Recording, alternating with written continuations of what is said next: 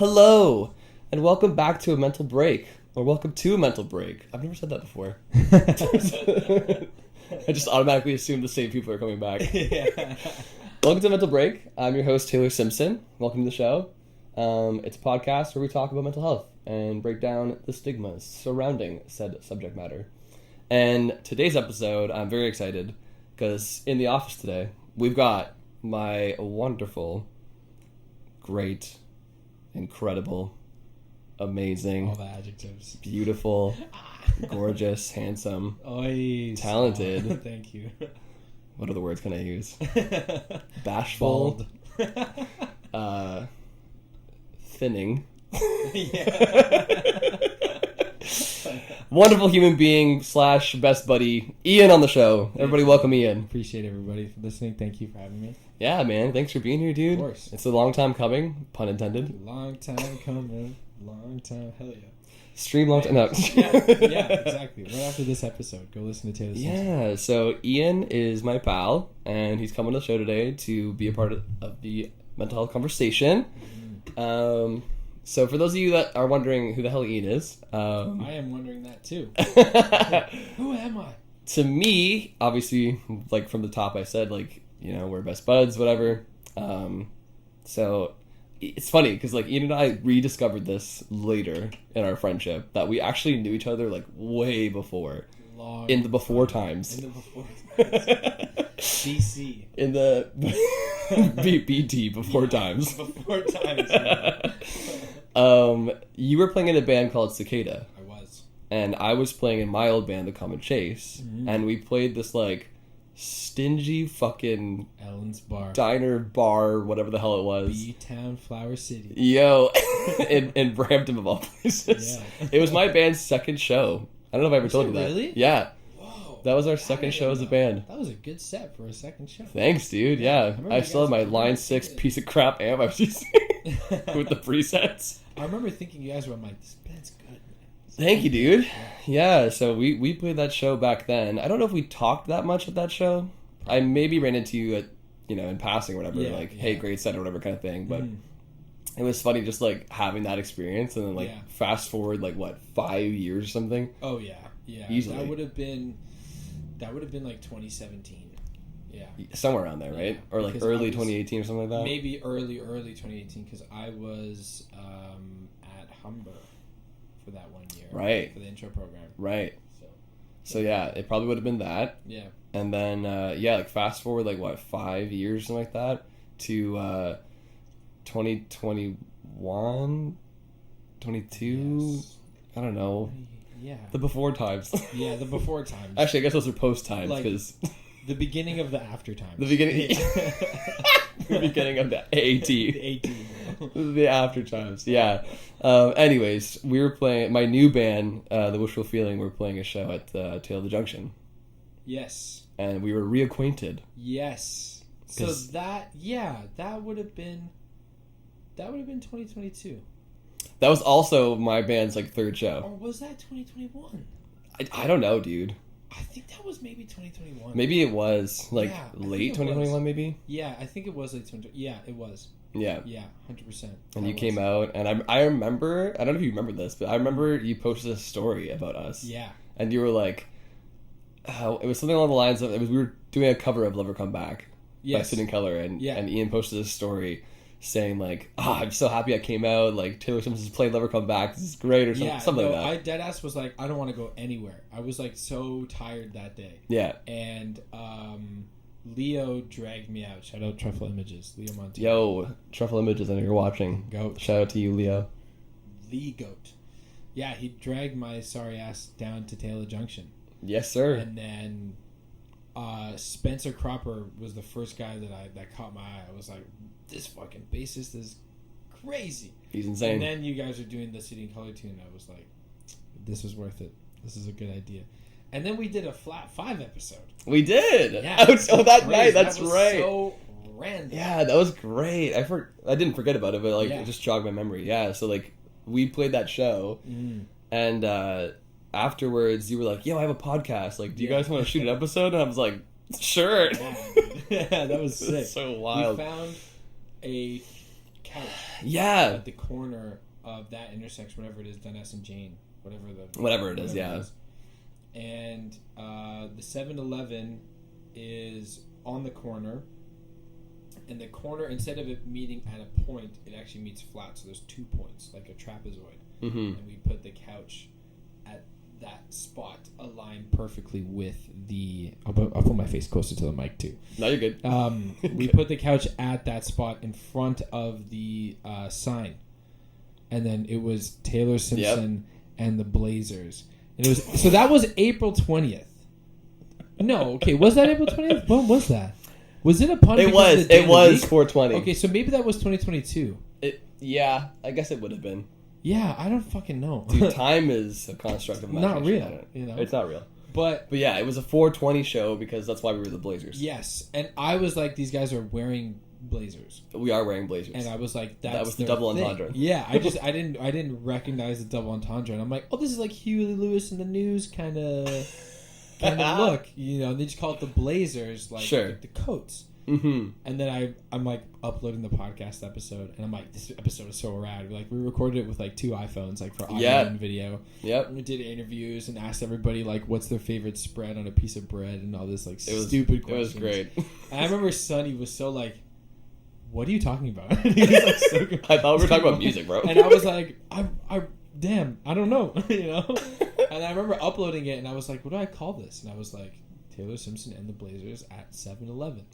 And then I was like, yeah, Taylor Simpson and the Blazers. And I kept calling you guys the Blazers for like 2 weeks after that. Everybody kept calling us the Blazers. And you like that was like our first like interview as a band. Yeah, yeah. And so like it was the first like thing we could post for like content. Yeah. And so like everyone was like, oh, they got a name now. I'm like, no, that's not a name. Because you guys are thinking 420, and I'm thinking like jackets. You know, I'm like, yeah, it's Huey Lewis. 2 very different contexts. Man. Yeah, and you're like, dude, this is not it. I'm like that's not. I'm like, it sounds dope. I'm like so unaware to like the weed culture, like, you know, metaphor and synonym to the whole joke of the name. Literally where the name came from. I was like, nah, dude, it's so funny, dude. Fits. I just love how we parked a couch outside of a 7-Eleven. Dude, I asked you and Kevin for help with it, and you guys didn't what's it called? Not respond. What's the word I'm looking for? You didn't hesitate. No. I was like, yo, can you help me lift this couch? Like, yes. Yeah. And you just like picked up a couch. Because I immediately knew what was happening, and I was like, this is gonna be sick. And the part for me, I was like, I remember when I asked them we were moving the couch, I was like, man, these guys are chill. They just agreed. I was like, dope. This is gonna be sick. Yeah. And then we had fun. And then we were like, yo, we gotta put this couch back. And the people at 7-Eleven didn't say anything. Didn't say shit. Didn't do anything. There's just 7 random dudes outside of their store with a couch. And just talking. Interviewing about like doing a podcast, and cars are just pulling in, getting gas and leaving. Like, oh my god. Remember that guy like the one wheel that almost ate shit going up the ramp?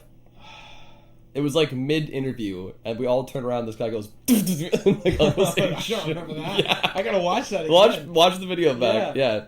It's on YouTube, everybody. If you want to go watch this interview, that we're Flat 5 podcast, yes. Check it out. And then we actually did a real episode too. We did, which was good at my music schools, or the company that I work for, their location in Bolton. Yeah, we did a real sit down interview. We actually talked about life, and we talked about our come up, and so that's a good episode both too. Fans of a lot of Warped Tour bands, Colin Morale, both played rep hockey growing up, both goalies. Yeah. Just crazy. That goalie bloodline, man. Yeah, man. We're just built different, man. We're like Thor and Hulk. We're just built like baked beans. Yeah, bro. We're just so healthy and nutritious. Full of fiber. And we kind of fart sometimes, but it's okay. You know? Anyway, but yeah, so like I was on Ian's podcast, Flat 5. So now he's returning the favor. I'm here. Or I'm returning the favor. You are. We're both returning the favor. We are. Passing the buck, as they say. Passing the fucking puck, bro. One time pass. There you go. You know? One time, one touch. Yes. Slap her back of the net. Yeah, exactly. Which sucks, because you and I are both goalies, so we don't want that. In the glove. Sniped. In the glove. There you go. Top check. Varsity, you know? Exactly. Leather so now Ian's back on my show, so it's super cool. I don't know. What else can I say? It feels weird being the interviewee. Right? I don't know switching the last roles. time I was in this role that like wasn't for a job. You know. So Ian, So, what are your 3 greatest qualities? What qualifies you to be on this podcast? Fiber, protein, Big bean, gas. There you go. That's what we're That's about. it. Maybe That's it. gas is first. It's fun having a podcaster on a podcast. Oh yeah, because I feel like it's the same thing happened on your show. Yeah. When I came on, it was like yeah, literally, yeah. We're like, oh, we could go all day, like yeah. literally, and Yeah. we're probably gonna go all. Well, actually, you have to leave. I so have a show. You can't go all day, but we Yes. would if we could. We would if we fucking could. We already chatted for like an hour just hanging out. Ian's been in my recording. house for the last like hour and a half. Yeah, so literally. we're like, we should probably do the podcast. Yeah, we should probably press record at some point. But yeah, man, so dude, thank you for having me on. Yeah, of course, Appreciate Ian. it, man. Yeah, it's Obviously, great. dude. Thank you for being on here, dude. Of course, man. Just one more thing before I open the floor to you. Mm-hmm. I would just want to say to the people watching and listening, like Ian's been such a great supporter of what I do, and I really appreciate that. And like, of course. So that's kind of like our history of how we know each other, and then since then, like Ian's been an integral part in my culture, in my band, like in my friend circle. Like, thank you, man. I would consider you like one of my really good friends, man. Like, likewise, we've kind of I like appreciate worked that. into each other's Yeah. circles, which is nice. Like, you invited me to your birthday. Yeah, literally though. And I yeah. knew absolutely nobody there. And I'm very particular about who, like, the house that I live in, which is my parents' place, and my bedroom where I record all of my music, and anything that is like a sanctuary to me, I'm like very, very picky and particular. As you should be. About who comes to shit, you know, because I'm like, don't fuck up my feng shui, you know. And I say that to not sound as like, I don't know, pricky as it sounds, but like when I'm at my home, like that is my home, and that is meant to be a place to wind down, you know, from the craziness and the lack of structure and the nomadic life that is being a musician. Yeah. Which is, it's hard to not have a routine, you know. It's one of the things where I like teaching, because there is a schedule, but that's like a couple hours, you know, of like an 18-hour day. Yeah. Know? It's like, what am I doing, right? Mm-hmm. So yeah, man, like I think you are two, like the relationship between us two has progressed so naturally. Like its increments are so authentic. Yeah. You know, hanging out for a bit, podcast, catching each other's shows, and then playing for you, and then eventually going on the road for a bit and playing some shows. Yeah, and yeah. way out, well, we went way out east and then way out west as well, right? We did. Yeah, it was fucking cool. And not a shred of doubt of like, oh man, like I gotta sit in the car with these guys. I'm like, yo, this is gonna be cool. You know? Yeah, Like, yeah, I yeah. feel like I can like fall asleep in the car and be fine. Yeah. And Spencer and I cuddled. You guys Bro. did cuddle. Yeah, you fell asleep on his shoulder. Bro, we were like, rhythm section. Yeah, that's what I was leading to. It's just like how we like integrate into each other's lives. So like you said, naturally and like genuinely, and like my favorite part about this dynamic we have is that like it doesn't feel like work at all. It just feels like we would do this anyways. Yes. Which is so cool. Yeah. And then like Ian became a part of the Wishful Feeling, like our band culture family group. Started playing. Yeah. Started playing and having those. Well, because like Kevy Webby, our OG drummer, he's in Denmark for a year, so like I was like, what are we gonna do? So then like I immediately thought of Ian, because Ian's like a fantastic drummer, by the way. I forgot to mention that off the top, but yeah, he's an incredible just musician in general. Like great singer, great guitar writer, great songwriter, but like for my purposes, drummer. Right. Thank you. But Ian's like the clutch dude, and it was a no-brainer. Like when Kevin left and we were looking for a backup drummer, we're like, oh well, Ian's top of my list. Thank you, you just get what I'm trying to do, like what we're trying to do, and we're like fam. Yes. We're just like a big old fam. 100%. You get along with Sonny, Spencer, like the vibe is always so great. Like I remember our first rehearsal, I was like, this is fun. Yeah, like, this is cool. Like you guys are fun to be around, and the musicianship is there.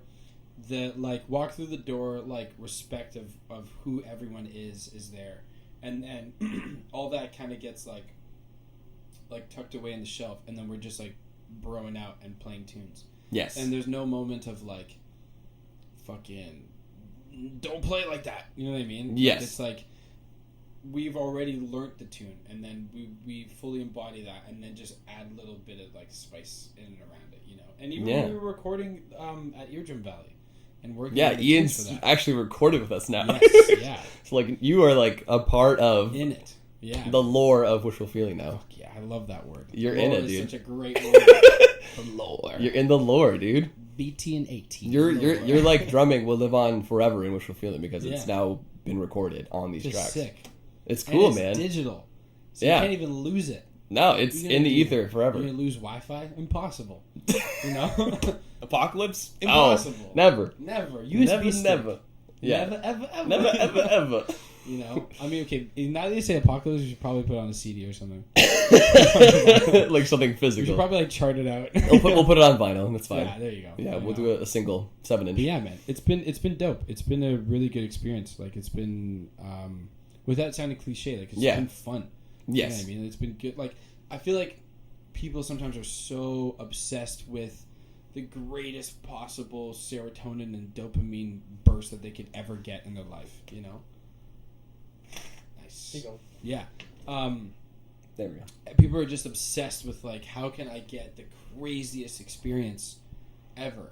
And I'm like, what about just the experience that's just good?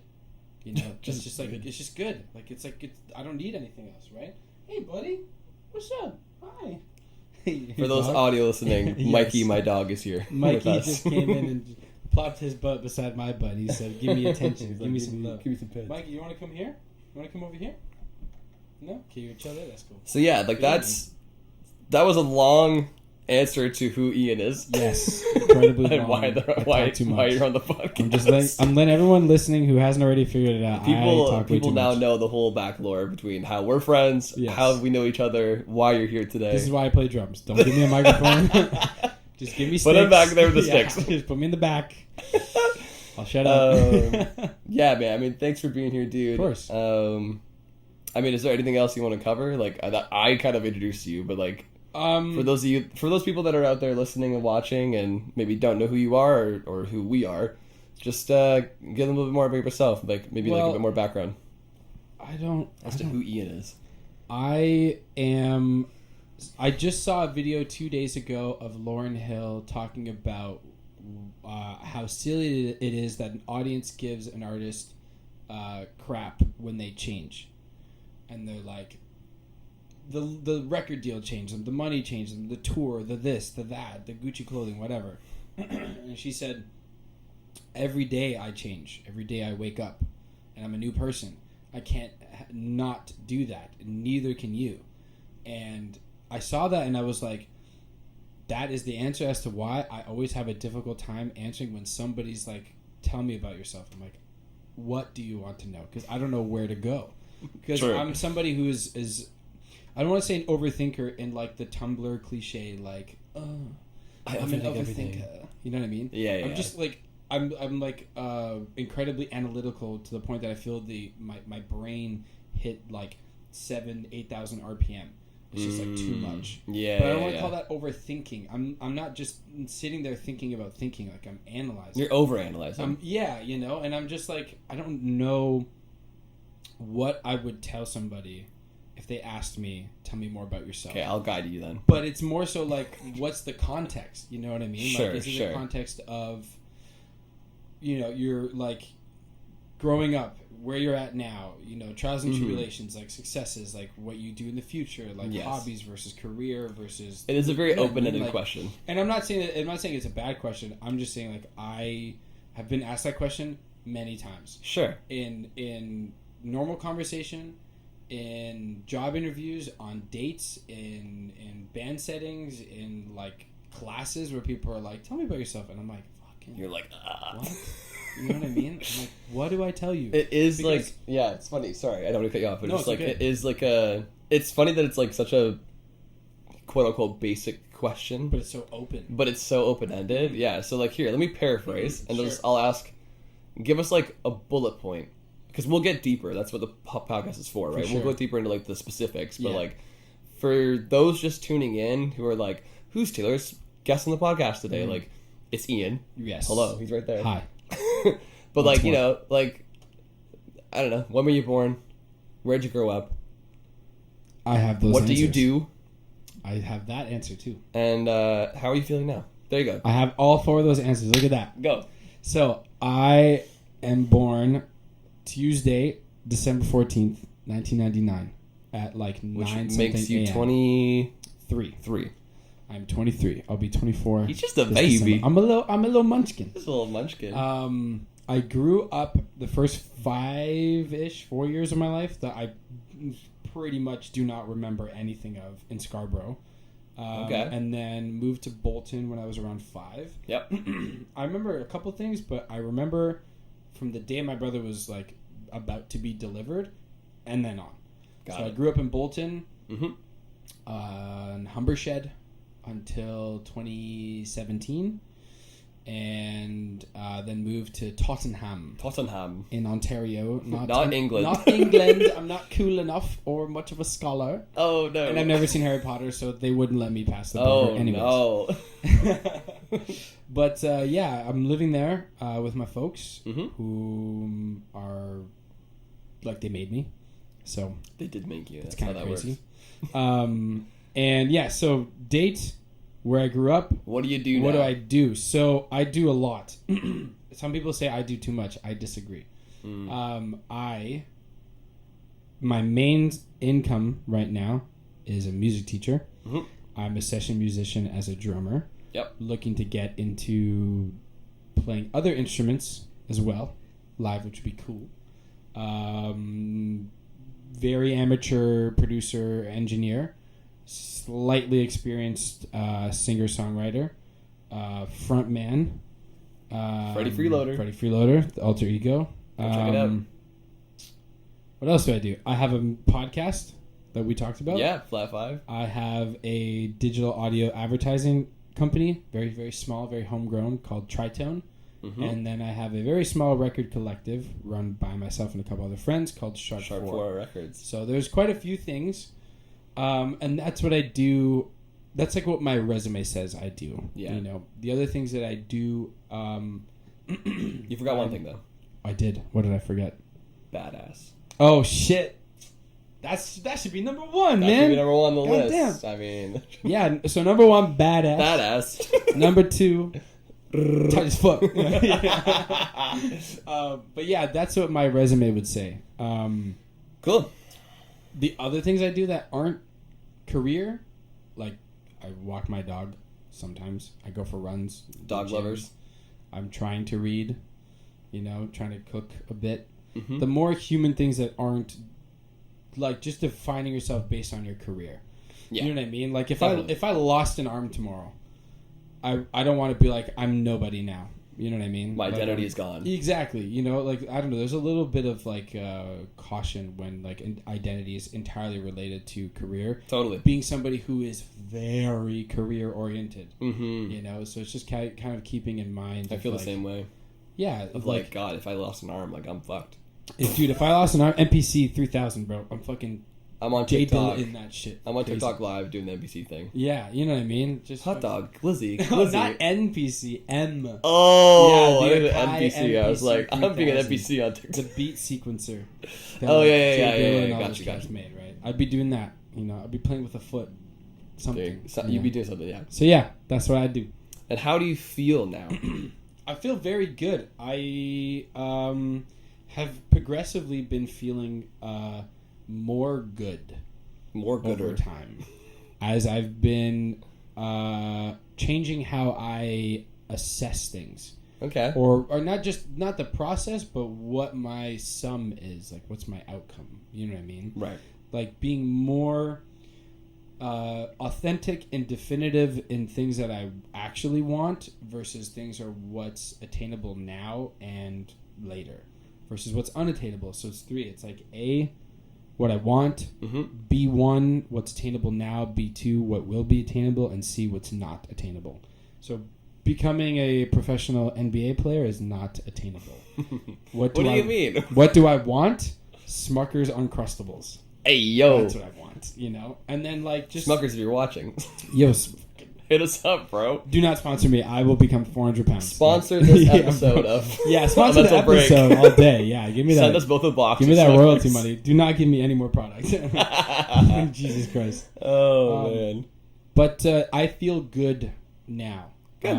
And I think feeling good is a lot more valuable than constantly trying to feel amazing. Because there's a lot of times where like I want to feel like I'm on top of the world. Right. Like there's a lot of problems when you're at the top, man. Yeah. You know, if you're the number one guy, fuck, man, it's lonely at the top, and people don't recognize that. And then when the lows happen, they hit way harder than they would if it was good. And if you're the provider, the caretaker, if you're the guy that's doing it all, there's like whose shoulders are you gonna fall on when everybody falls on your shoulders? Who's got your back when you fall? You know, like there are some positions I have that require that, and that's fine. Yeah. But I'm fortunate that I have a very close friend group, you know, yourself included, where friends are there to check in on health, on covenant. They're there to check in on like your mental state, like all of those kind of things, right? Where it's not like you're like doing something by yourself and you're totally alone, you know. Right. But yeah, I feel good, which is great. That is great that you're good. It is great, yeah. The greater good. Actually good. You know, sometimes guys are like, oh, I feel okay. Yeah. But then they're like, oh, this shit just happened. But they're not really answering the question, though. Exactly. Yeah. You know, I'm taking into consideration everything and then saying, yes, the total sum is good. I feel like a solid fucking, like, A- right now. Like, I just feel good. An A-. Yeah. I like it. And I'm happy with an A-. I'm happy with a B. Yeah, I'm also happy with a B. I'll take a 70. That's all I got in high school. Already. So that's dude. If someone 275, I was like, yeah. Dude, if someone's like, yo, I got like 75% of gas money that you asked for, I'm like, I'll take it. I'll take it. Yeah, even if you had 10%. That's 75% more than I had before. D- see me after class? Fuck yeah. Yeah, all right. What are we even talking about anymore? All right, Ian. Yes. Let me ask you this, because I ask all my guests this before we get into the mental health. For sure. You know, deep stuff. Right. Are you feeling comfortable today? Do you feel safe? Do you feel like you can open up today, be vulnerable? Are you in a good state of mind to talk about some of the heavier stuff we'll get into today? Yes. Yeah. With full, like, mind, body, and spirit. Good. You know, all three connected. Yes. I'm glad. Absolutely. I just always want to make sure that, because like what we talk about on the podcast. And I appreciate you asking. Yeah. It's important because like you never know, right? That's obviously a very triggering subject for some people. And absolutely. People are more comfortable to talk about some stuff than others, right? Yeah. So. And I also know what your podcast is about, and I also like mentally prepared. Like, not in the sense of like reserving myself, but in the sense of being like, it's okay to talk about it. It's actually resolving. That is the solution. Yeah. You know? That's the whole point of this podcast. It's wake up, do some fucking push-ups, and then talk about it. You know what I mean? Yeah, exactly. Like connect your brain to your hands and then to your voice. Repression is bad. Exactly. Don't repress. Yeah. Express. Whoa. Bars! Yo. Bars! Somebody write that down. Where were we? Don't repress. Express. Bars! Bars. Lay down the bar twice. That's going to be like the new like tagline for Mental Break. Don't repress. Express. I like it. That's a good sales pitch. Fuck yeah, it is. All right. Well, thank you for opening up today. Yeah, and thank you for asking me. Yeah, of course, man. I want to make sure everyone's comfortable before we start talking about stuff. 100%, man. So, Ian, the first question I have for you, diving into the mental health stuff today, yes, is just kind of like a blanket question, just to get us started off. Right. What mental health struggles or illnesses do you deal with? I am not equipped to call it an illness because I'm not a professional, and I don't say that as a cop-out. I say that as respect to the profession and what that means. You go. So the struggles that I am dealing with, I'd say, is not trying to overload my brain with the, like, how would I word this? Like, I get a lot of like a good feeling out of being productive and getting work done and setting things, like setting goals and meeting them to where I want them to be, if not more. A lot of times when I want to do something, I end up doing better than what I expected, which is such an amazing feeling. But the devil's advocacy of that, I guess, if that's the right way to word it, is that I then put too much on my plate. and I'm trying to navigate this balance of like the impending doom of like youth, where it's like, oh man, like I don't have enough time when I actually do. Right. I have like 40 years. You're 23 in. Yeah. Like I have like literally like 40 years. You know what I mean? But I'm like, every day I wake up that I am of able mind and body, I'm like, I have a new gas tank that I have to fully just fucking deplete as much as I can. Like, I don't know what it is. I always have this feeling like I need to do as much as I possibly can. And the issue is that it puts stress mentally on actually doing stuff. And so it's kind of this like winding loop, you know? I don't know. I guess I don't want to say that it is workaholism. It sounds like it, but I can't confirm if that's what it is or not.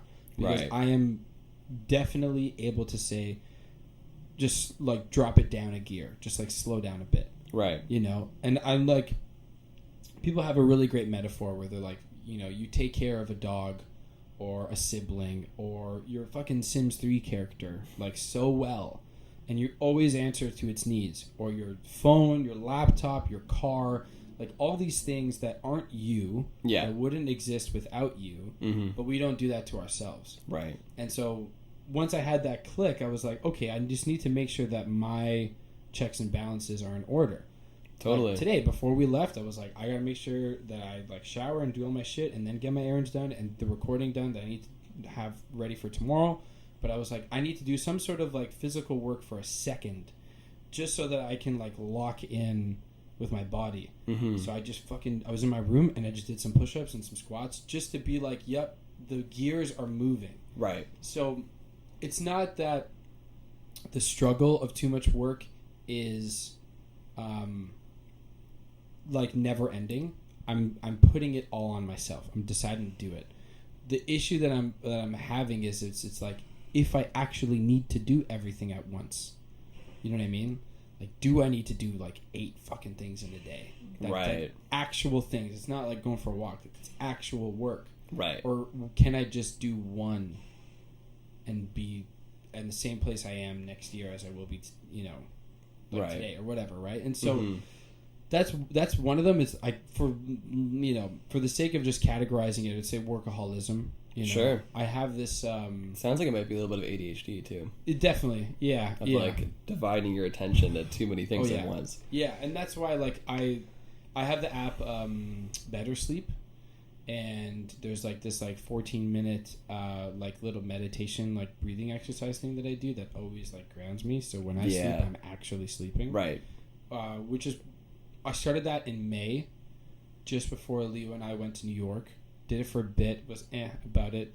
Had 5 nights of brutal sleep on the hardwood floor in New York. It was loud. We were in Jamaica, so it's just loud. Right. And then came back, used the app again. I was like, "Yep, I can do this. This is dope." And that's what's helped the transition of life in general feeling good, because I'm sleeping, which is an important. That's a big thing. Who would have thought? You know? Wow, it's crazy. Sleep. How important. I've had this like fear of death for so long. Yes, the impending doom. Yeah, and the thing is, it's like when I'm not critically thinking and the thought pops into my brain, I'm like, oh man, like I gotta do as much as I can. But then when I actually step back and think, I'm like, I've already done so much. Like if I passed away tomorrow, I wouldn't be mad. You know what I mean? Right. But at the same time, I'm like, but what about all the other shit that I want to do? Right. And I think it's like I'm trying to satisfy both at the same time. Yeah. Like I'm trying to do as much as I can so that I'm happy if something like that happens. But then if something like that happens, I'm like, will I be? I'm like, I don't know. It's the existentialism of it all. Yeah. Like I think since like my grandmother on my mom's side, my mom's mom, passed away in 2018. Okay. And that's when that started. It was like you saw death for the first time. I didn't even see it. I couldn't deal with it properly. Yeah. She passed away in the Dominican. Oh, right. So my mom had to go over there, and then I wrote this like letter, not even like this like passage for my mom to read to her, and she couldn't bring her cell phone into the hospital. And I think at that time I was so reliant on like, please have her like hear my words before she moves on. Right. And then that didn't happen. And then this existential like dread just like just came on. I was like, what the fuck? And it's like it threw me in a cave, and I've been slowly climbing out and actually coming out of it. Right. You know what I mean? Yeah. A pandemic, you know, for a lot of people, the pandemic was not fun. There was moments of it where it wasn't fun, but the pandemic allowed me to be like in my room and just like sit and just like with yourself for the first time. For the first time too, because at that time too, I was dating a girl for like 5.5 years, which ended pretty much as like COVID was like well on its way, like the first 4 months. Like it ended in around that time. Yeah. So I spent like 5.5 years with someone else. So Ian, there was only half of me. The other half of me was with a girl. The other person, and we grew up all throughout high school and first year together. Right. So it's like COVID was like, oh, this is what I am. You know what I mean? Like my brain splits in multiple places. You know, I will stay up till 2 a.m. just because I'm just waiting for like maybe I'll think of a melody or some shit. You know what I mean? Or I want to do this or do that, you know? But those are two. I'd say it's like existentialism and workaholism. I don't know. Maybe a sprinkle of ADHD. ADHD for sure. But I don't know. A lot of friends that have taken like medication for that, it has not seemed to actually help them. It sounds like you also suffer from a bit of like instant gratification. Like trying to accomplish so many things. And then like maybe not feeling fully gratified or like fully fulfilled when it does happen because you've got so much on your plate. I don't even recognize the gratification. How can you possibly stop and enjoy what you've accomplished when there's 12 other things you got to do, right? Well, that's the hard part. It's like baton racing. Like one of them completes a lap, but I'm not even thinking about the fact that I just ran that lap. You're on to the next lap. I'm like, how's the third person doing? Because the second person should be ready by now. Yeah. You know what I mean? Like, it's like always... And it's great for productivity, but it's like... But is it, though? In the long term, I don't think it is. Well, it's not great for the mental and emotional fortitude with oneself. No. You know, productivity-wise, it's like everything is just getting done. But then it's like you're not actually... Like, you're supposed to enjoy the process and the outcome. Yes. And I'm only enjoying the process. And the outcome is actually the part where you that's the reward of it all. You eat it. And that's the thing. And I've been taking some measures to do that. Like I used to like forbid like listening to my own songs. I'd be like, no, why? And then I'll like listen to them. I'm like, I like the song. I'm happy with this song. Yeah, you should like your own music. Yes, and it's not that I don't like it. It's that I'm like, I have the fear of being the guy that only listens to his music. You don't want to be the egomaniac. Yeah, not at all. Totally. It's a balance, obviously, but like, it's hard. Yeah. But this is why I go to friends and talk to family and ask people like, what is this? Like I had brunch with a really good buddy of mine named Sam, and he's like, dude, you got to consolidate or delegate. Like give some of the responsibilities that you have onto other people that are in your team or friend group or whatever. Someone just told me the same thing. You know, and it's like, so weird that you just said that because I'm like, it's so true, man. Because this is the thing. Like my end goal has almost always been the process, and I've almost never enjoyed the outcome. You know, I did my album release show, did that headline at the Horseshoe and shit. Yeah, and I was like, oh man, I gotta work tomorrow. You know, and then I just like wake up the next day and I'm like, that was cool, and then I'm on the next thing. Yeah. And then I get a call from a friend like 2 days later, and they're like, dude, that was like so much fun. And I was like, yeah, it was great. They're like, no, like listen, like, that was cool as fuck. Dude, my guitarist Matt Cater, almost made me cry last year of joy.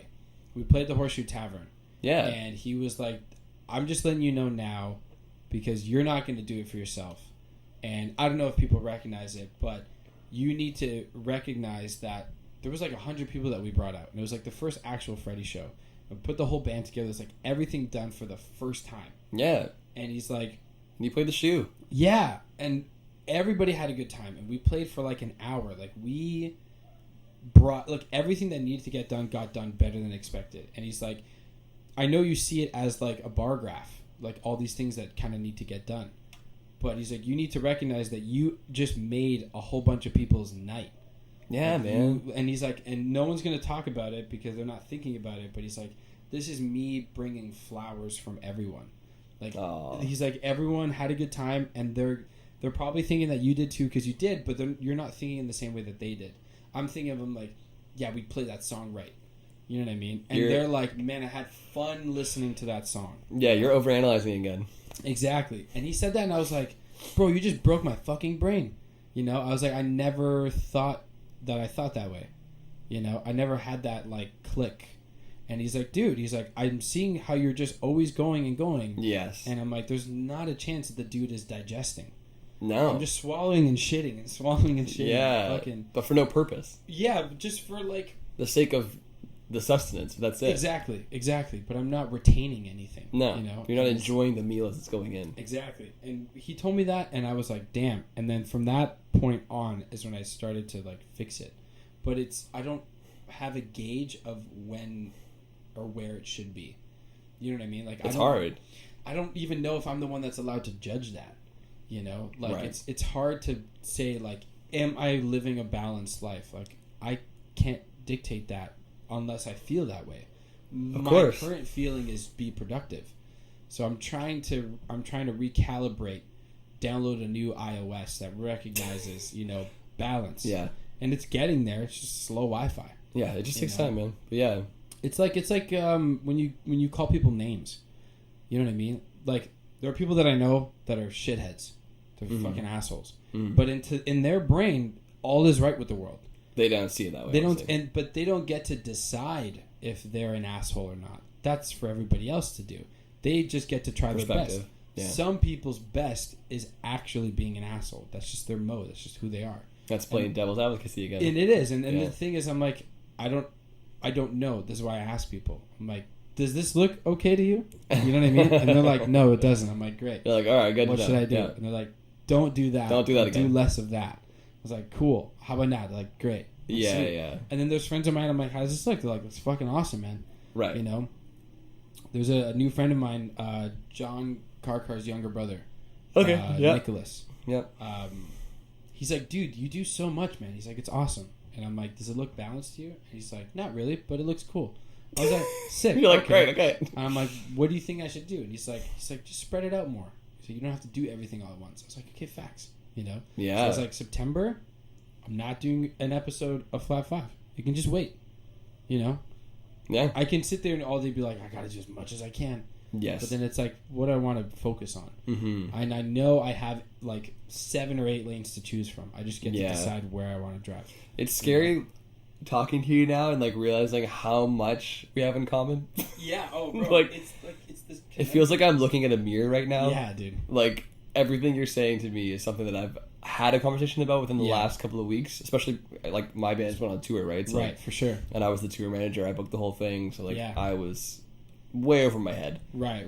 And everything you just said to me now about your life, yeah, I immediately connect with. Yeah, man. I'm just like, whoa, like I understand everything you're saying. Well, it's good to hear that you connect with it. There's a lot of times I feel like people don't, but I also think people aren't describing things so detailed because they don't want to be an inconvenience in the conversation or a burden. Yeah, you know, and totally. they're afraid of that. And I'm like, the best parts are in the details. Yeah, like if you're having the a real devil's in the conversation, yeah, like when I'm talking about something with somebody and they're like, it's just like this 1 or 2 things. I'm like, dude, I want to know fucking all of it. Like, tell me. Yeah. Like that's give me the tea. The core. Exactly. You know what I mean? Like, don't spare. Mm-mm. You know, and then there are people that they're like, there are no other details to them. I'm like, okay, great. That's it, you know? Mm-hmm. But this is the great thing about having friendships and relationships with people, where you can recognize like what your purpose is to each other. Totally. Everybody has different purposes to other people. Mm-hmm. You know what I mean? Like, my best friend is like my ride or die.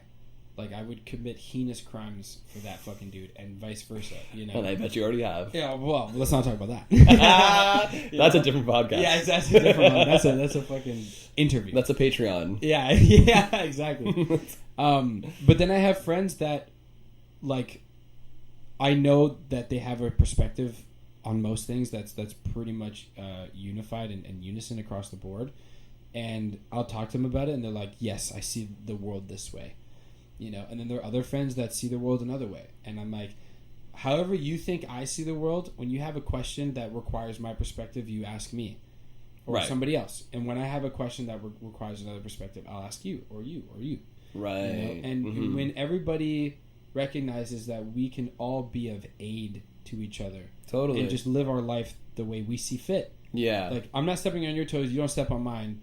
I'm not going to tell you what to do, you don't tell me what to do. Right. But when I need help and I know that you live this particular way. And you have that kind of... You have that. Yeah. You know? Like, so does that mean that you and I are like the Spider-Man meme then?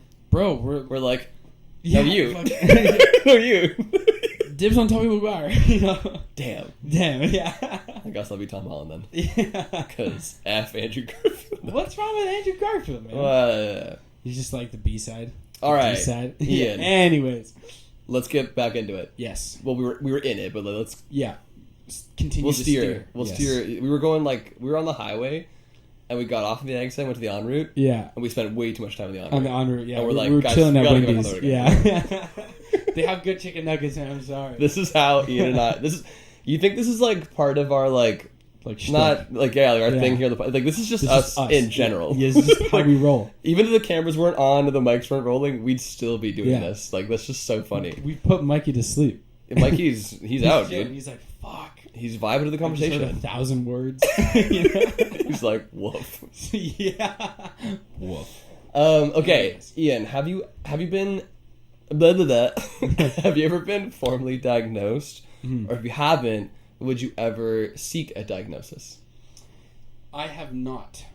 And if I don't know if I would or would not. I feel like I would seek a diagnosis if I felt I was in dire need of it, or if somebody who was able to fully understand and encompass my life as it is now, to then be able to assess that and say whether or not it was necessary. Right. Because I am not a fan of labeling for the sake of labeling. And it's not a hatred towards labels. Totally. It's the hatred of, and I'm using that word consciously. Yeah. It's a hatred of people seeing the label and then immediately being like, I can't do this because I want to, even though I want to because I shouldn't. And I'm like, okay, if it's actually not helpful to you, then sure.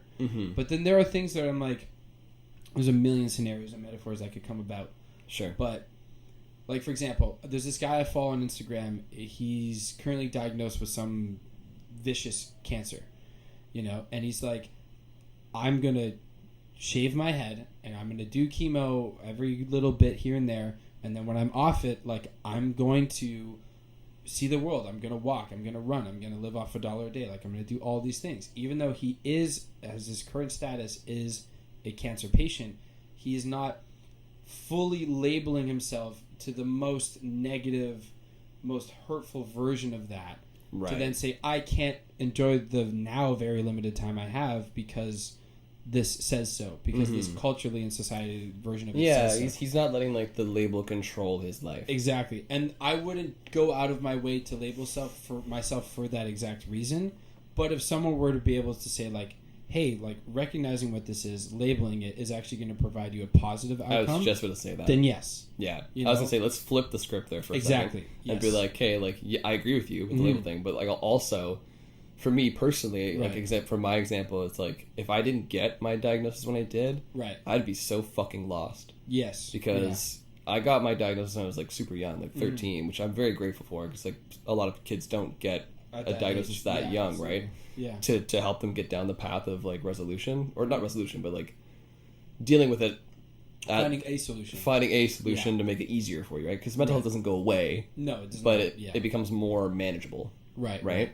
And if I didn't get my diagnosis when I did, and start following down the path, I don't know where I'd be right now. Right. You know, because like that was like kind of like a thing, like light bulb, like, oh, that's what that is. Yes, yeah. So now what can I do to like manage this better so it doesn't control my life?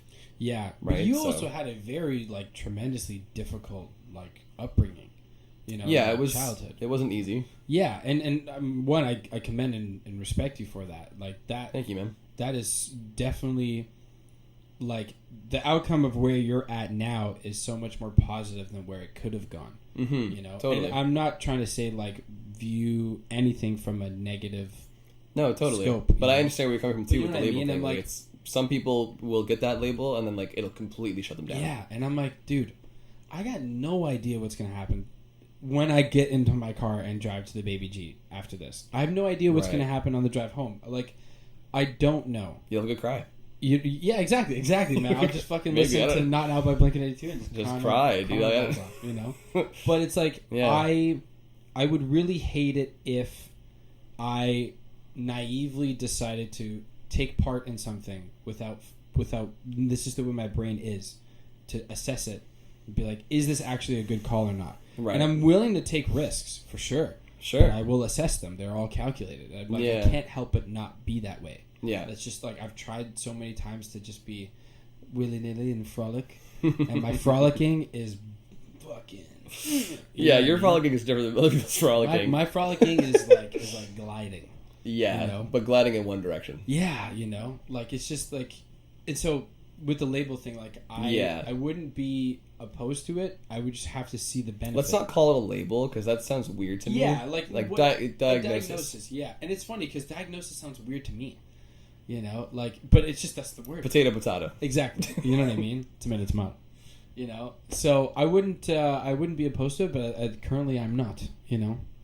I would say for your case, like, you seem like you're in a good headspace for the most part. Right. Like, there are these things that you're battling, obviously, like you expressed in the last question, but yeah. I would say, like, it sounds to me like if it ever got to the point for you where it became debilitating. Yes. Where it was like, you can no longer manage this on your own. Yes. And it's like, the thing is controlling your life. Right. Then maybe I would Without seek a doubt. help and, like, get the diagnosis, be like, Yeah. hey, Ian, this is what you're dealing with. And then that way... I am in no way, like, proud enough or egotistical enough to be like, I can do it on my own.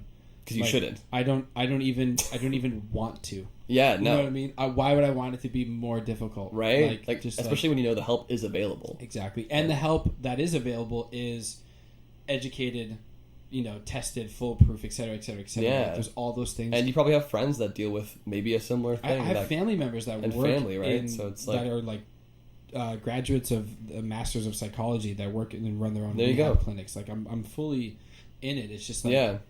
It is a tool and a service. Yes. And when the time comes, if the time comes, the time will definitely come in life. Like, it's bound to. It hits everybody differently, You know what I mean? right? Like, there's no way in my life there's going to come a time where I won't need therapy, especially working in this industry. Oh, You know? it's almost a mandatory thing at I'd this much point. rather have a life of, like, and I say this not trying to be, not rebellious, but what's the word I'm looking for? I say this not trying to be wild for the sake of saying it.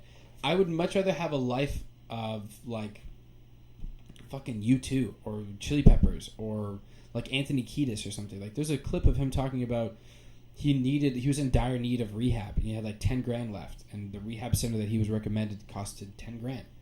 You know? And he's like, I'm going to go do this. And they're like, statistically, you're the one guy, or there's only one guy that will come out of this. And he's like, move out of the fucking way. Like, that's going to be me. That's me. Like, I'd much rather be that than be an artist that, or musician or whatever, that dies at 23. I'd much rather Or 27. be... Or 27, yeah. I'd much rather be Quincy Jones than anybody that's passed away young. Yes. I'm like, no. Like, I'm not going to go to a movie theater, pay $30 to watch a fucking movie, and then the good shit starts happening, and then leave. And be like, you know what? I don't want to watch this movie. You can keep it. I'm walking You know? it. Actually... Nah. Actually, no. Now that I think about it, bye. Like, no. No, dude. I want to be here as much as You're I watching it to the very end of the... the credits. Dude, yeah, and I'm waiting to... I'm going to be there longer than the guy cleaning up the fucking popcorn after. You're going to help the guy clean up popcorn. Exactly. And then be like, now go. Now you go. Yeah. Let me... I'm staying for the next screening. Exactly. Because I can't afford it. You know what I mean? So, I'm hopping to the next theater. Exactly. And that's the thing. Like, You're doing the Barbieheimer. The Barbieheimer. Fuck, I still got to do that. But I would rather be here as long as I possibly can. So that is maintaining health of the body, the mind, the soul, right? Relationships with people. Mm-hmm. I'm a very extroverted person, very physical touch. Me too. I do not want to be in isolation. Fuck that. Like, I saw a scene of that movie, Wilson or whatever, with the fucking volleyball. Castaway. I was like, I don't want to watch this movie. That looks like a horror movie to me. Like, no way. Any extra watching Castaway is like, oh god. God, no. This is my worst nightmare. Just talking to trees?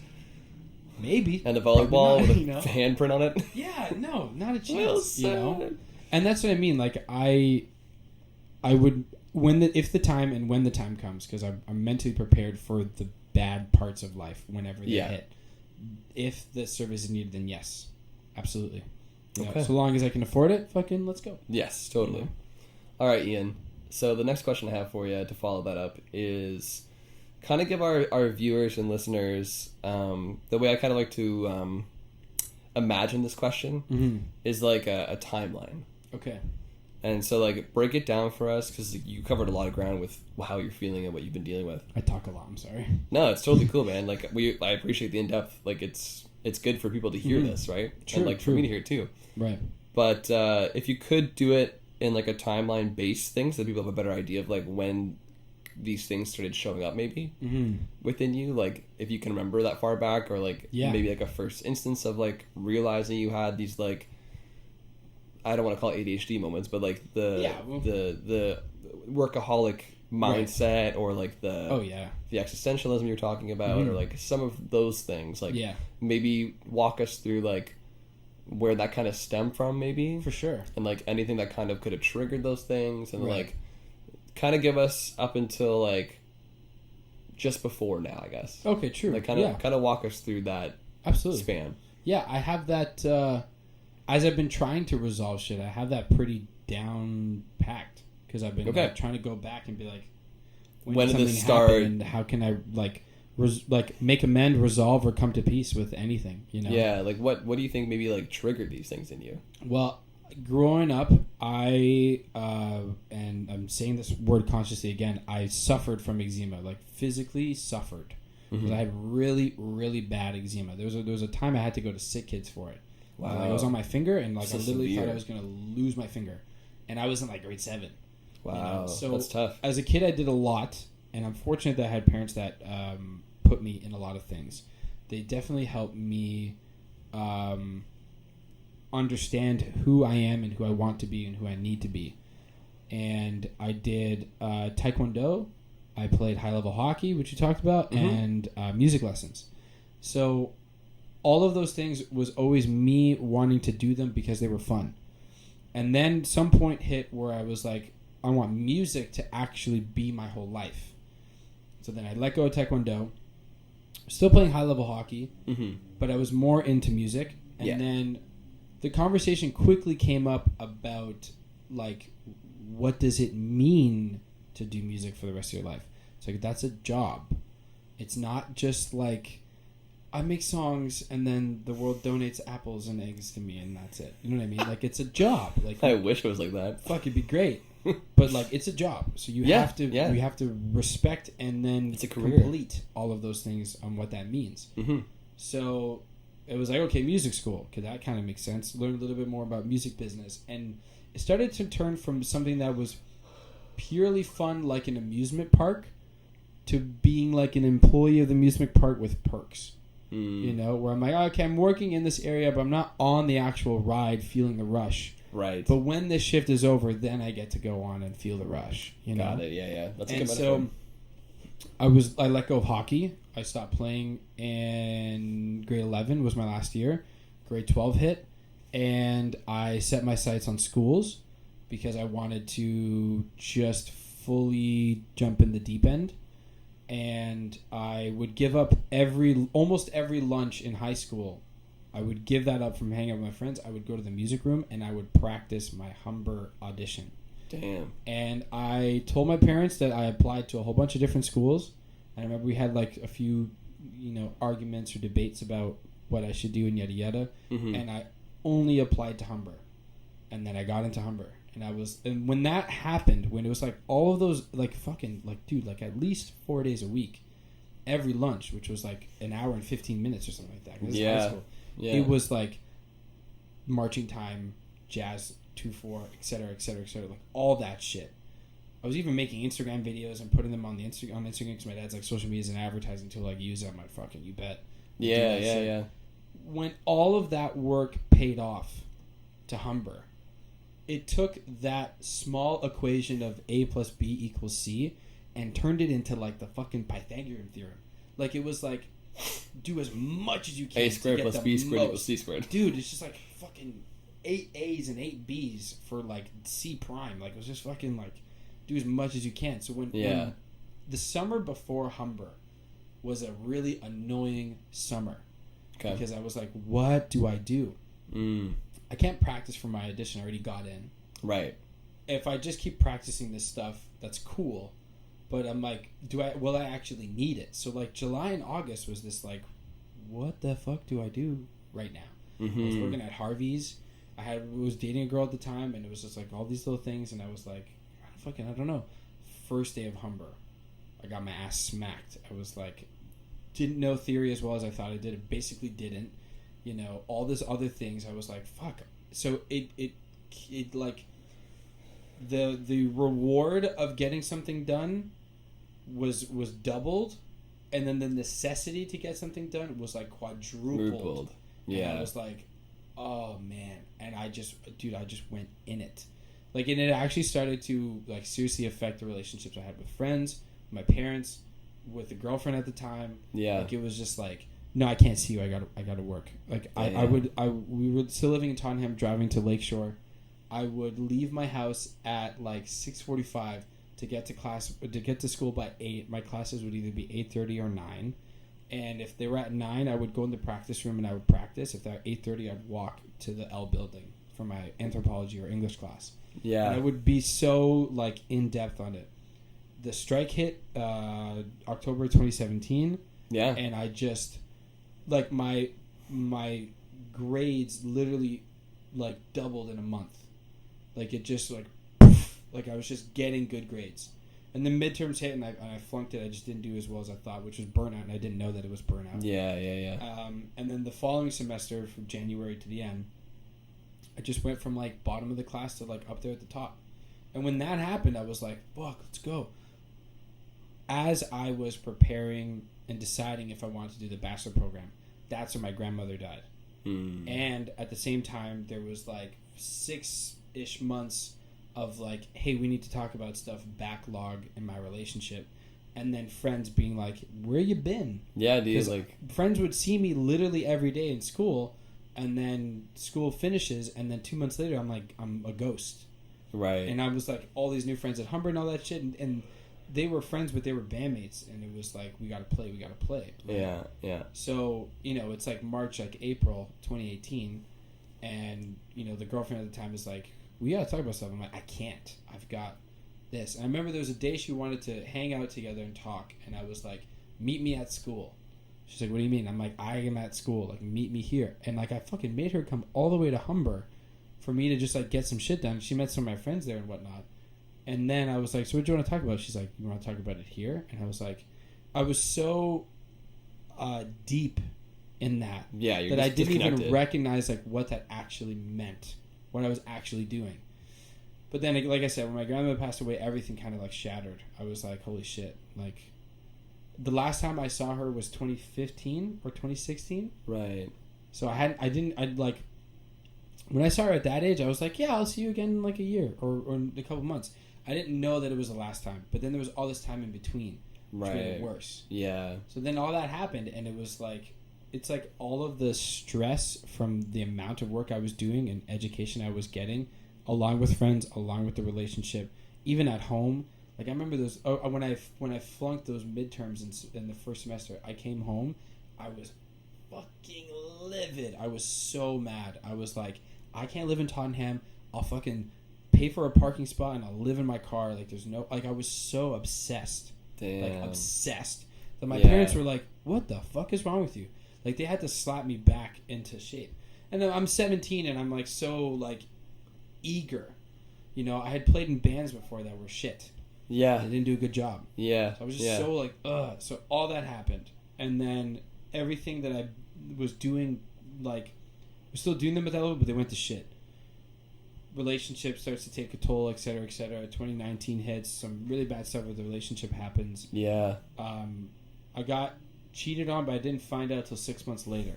Jesus. And then I tried to fix the relationship throughout the majority of like 2019.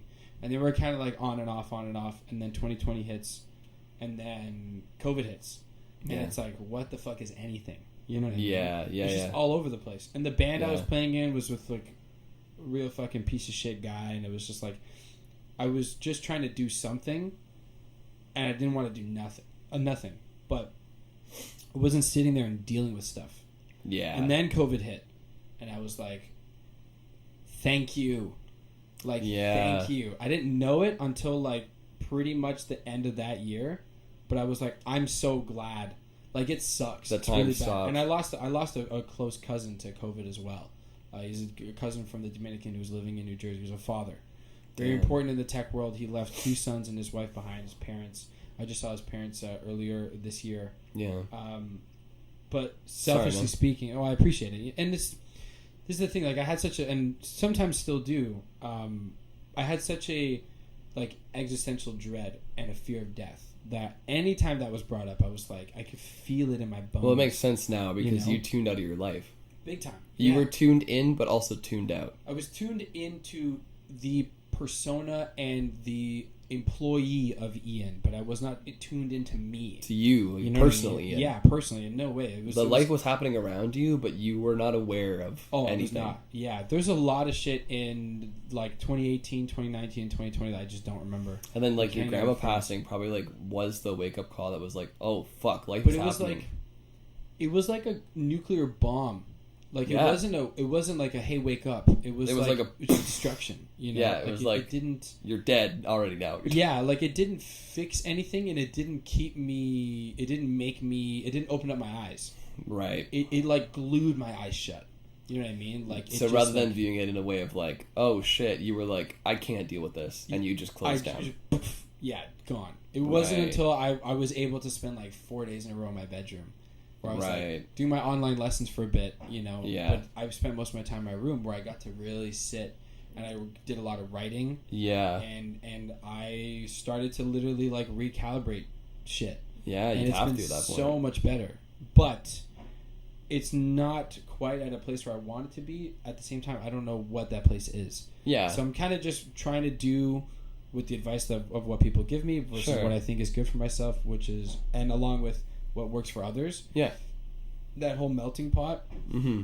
And then just continuously moving forward and not trying to destroy or close off or overdo or exhaust anything. Mm-hmm. Just like work at a good pace. I think a big thing, if I may, Of course. self-awareness Yes. seems for both of us. Yeah. Because I'm also working on that too. Yes. Yeah. Of like, I felt like I was checked out for a long part of my life as well. Mhm. Like I was a drug addict for like 5 years. Right. And those 5 years, they're gone. Yeah. You just don't. I don't even remember Yeah, them. man. So like, there's a huge chunk of my life that's just black. Yeah, and you're not gonna get it back. I'm That's not. The hard part too. Like, I'm just not gonna happen. Yeah. But I have to like start to accept that and like Right. learn that I can't do that again. Yeah, I and can't just recognize when check those out. am I going back on that path? Like those tendencies, Mhm. like those days. Like if I don't remember what I did, I'm like, like just Chances pause. are you're burnt out, Yeah. or you're like disassociating. You're checking out again. You're 100%. going into that place that you were in Humber days. Yes, You know, and like it's a so scary much place to be easier to in. get there than to get out of it. Totally. You know, and Yeah. and you have those moments where like you have those problems in your life, and you're like, well, my problems aren't as big as someone else's. You know, Mhm. and I had that for a long time. Like I'd be like, my grandmother passed away, and I'm like, that's not as bad as my mother passing away. And then I think about my mom, and I'm like, that's what my mom went through. So I'm like, I'm gonna put my stuff aside because my mom's life is harder than mine right now. She has a house to take care of. She has a husband to take care of. She has 2 kids. She has herself, all her sisters, her brothers, all that shit. Careful with comparison though. That can get scary. And that's exactly where I was going. Where I'm like, yeah, fuck that. Like, that's their world. I can't control that. Yeah. I can only control mine. Mm-hmm. My biggest problems are big problems to me, and I say that even if someone It's sees your it life. exactly, like call it selfish, but I'm like, fuck off. Like I don't care. No. You know what I mean? And like everyone has their own perspective of their own life, right? yeah. Like And, I'm happy to help out anybody else for sure, but Mhm. like I gotta make sure I'm in check. Yeah. You know, and that Totally. will change. Yeah. Some days being in check means just fucking watch an episode of TV, maybe. You know what I mean? It could be as small as that, You know what I mean? or it could be as big as like you played a fucking kick-ass show. Like I don't know. Exactly. The spectrum's Just wide, like- but like There's been some days, especially in the summer, with yourself, Freddie, and a whole bunch of other bands. I played for. I think the total number was like 13 artists in the summer. yeah, you were everywhere. Busting ass, bro. Fucking hauling. But there were some Sundays where I was like I would disconnect my computer and my phone off of Wi-Fi for like half a day because I was like, I don't even want to see memes. And then like I turned it on and I'd get all these messages and I'm like, I'm gonna answer these tomorrow. Yeah. And I felt such a sense of like hoorah, being like, I'll decide. Yes. When. It's on you. It's on me. Yeah. And if I'm gonna say yes, I'm actually committing the yes. Those musicians especially, man, you say yes to shit, 2 months later you're like, oh fuck, I can't believe I said yes to that. Yeah. Sakes, man. Well, and like you want to make sure that you're the full you when you're there. Being fully present. Yeah, because you don't want to like go do these things and like half-ass them. Yes. Or like not be present. You know that what I would be mean? brutal. Like imagine you came on the road with us and you were like not even there. Well, exactly. That would have sucked. I mean? That would have sucked for everybody. Yeah, absolutely. And especially if you're a hired gun, people will think about that as opposed to like, that's the impression you're leaving, right? Exactly. You know, and there's probably been like 5 or 6. Yeah, I'd say 5 is a comfortable number. Yeah, 5 of artists that have reached out that I'm like, no, I do not want to do this, or like, even though it's like unpaid, it's like there isn't anything else beside it that's worth it, or it's paid, but what it is, it's not worth it either. And I'm like, yeah, no, I'm okay. And I just say like, I don't want to say I don't want to, you know what I mean? Because that doesn't sound good either. No, of but course. Like, I just can't. Yeah, either can't do it or you're taking a boundary and being like, look, it's not you, it's me. As cliche as it sounds, right? Like, but it's true though. Like you're creating that boundary for yourself. Yeah. Like you got to pick who you want to work with. Exactly. At the end of the day. I think that's been part of like getting things back on the right track, and what has pretty much been the last like, I don't know, 3. How long has COVID been? Yeah, 3 years. You know, like there's a girl I dated from. Did it go? No, it's back. There's a girl I dated from. When was it? It was like December 2021 to May of last year. And in December of 2021, I lost a very good friend of mine from high school. Her name was Leia. Oh, I'm sorry, man. It's okay. I appreciate it. She just died abruptly. She had a seizure. Jeez. She passed away. And that's so scary. And it is because what's scary to me is the fact that like her mom and her dad and her brothers and sister are like, Leia's gone. Like, to me, what's actually more scary is a parent losing their kid, because that parent just like made it and then it left, and the parent has to deal with that afterwards. Like, and the guilt, man. And I was like, okay, it's really bad that I lost a friend, and all of my friends also lost a friend, and I'm like, what can I do instead of going back to where I was when I lost my grandmother? You know what I mean? Like, what can I do to make things better for myself and everybody? The metaphor of fucking Jesus picking up the cross or whatever, and I'm, in no way am I a Catholic man or whatever. You know what I mean? But it's like, just like, how can I grab people and like, how can we make this better? You know what I mean? Yeah. Will this make people come closer together or whatever the case is? Yes, you know? That happened at the time I was talking to this girl who I was like quickly like falling in love with. And I'm like, the over analytical brain I think sometimes serves the love and relationship world, because I know it, and I know what I do and I know what I don't. And I've only been in love with 2 people my entire life. And you just fucking know. You're like, you just like, your whole brain unison, the whole council agrees. It's like yes, check. Fucking pow, the gavel, you know? Right. And I started dating her, and I was like, just because I lost a friend does not mean I'm getting into this relationship as a coping mechanism for that happening. For the loss. I am consciously getting into this because it is what I want, and I think it is a good idea. Yeah. And it is a good thing to do. The thing with losing a friend is separate. You know?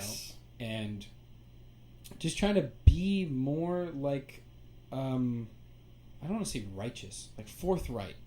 You know what I mean? Like, just choosing the right option every time. Yeah. You know, what's holistically the right option? Like, the right option for your emotion, your mental state. It's, what's it called? Compartmentalization. Yeah. You know? Just, like, doing a fucking good job. You know man.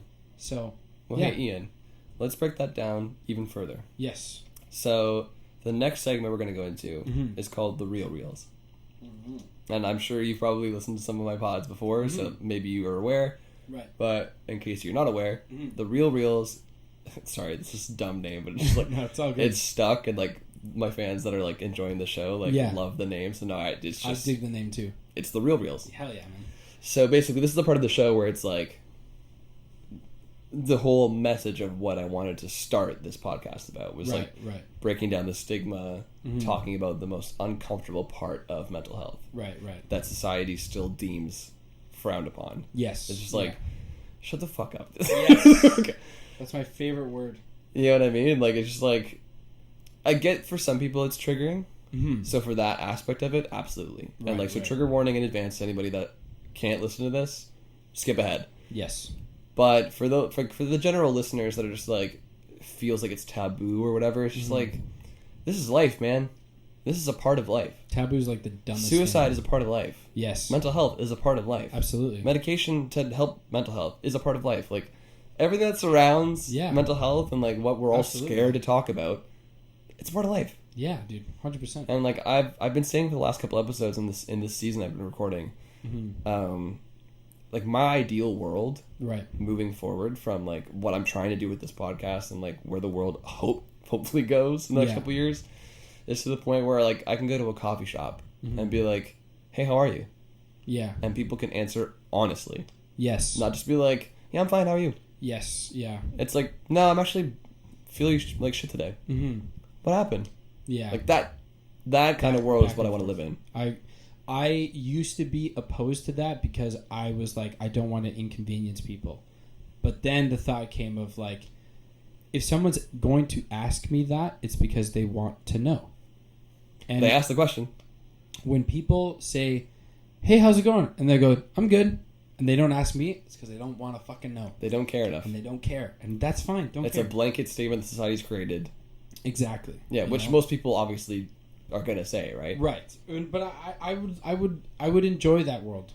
I would love that You know? world. Yeah. Because that makes stronger... Anyways, we Yeah. can go on about this forever, but... Yes. But that's the ideal the part idea, of this. yeah, Yeah, absolutely. so the Real Reels, like... So basically, there's only one question in the Real Reels. Right. And it's, what are some of the darkest moments you've ever had to face with your mental health? And, like, be as real as you want, or, Yeah. you know, if it's uncomfortable for you, you don't have I to, don't know but... if I've ever had that thought before. This is a lot. This is like every podcast I do, especially when we get into this segment. It's always interesting to see the reaction of the guest, Yeah. because you don't really find yourself in a setting like this. Right. Which yes. is, I'm not going to say the joy because it's a weird phrasing. It's not joy. Like, I don't take any my joy God. from this at all, but like Yeah.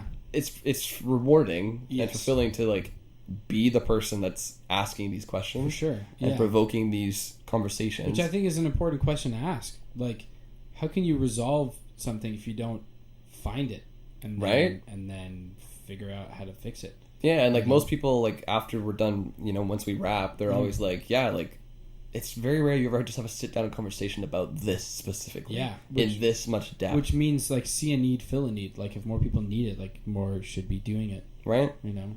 So, yeah. Like But I mean, like, the darkest moments.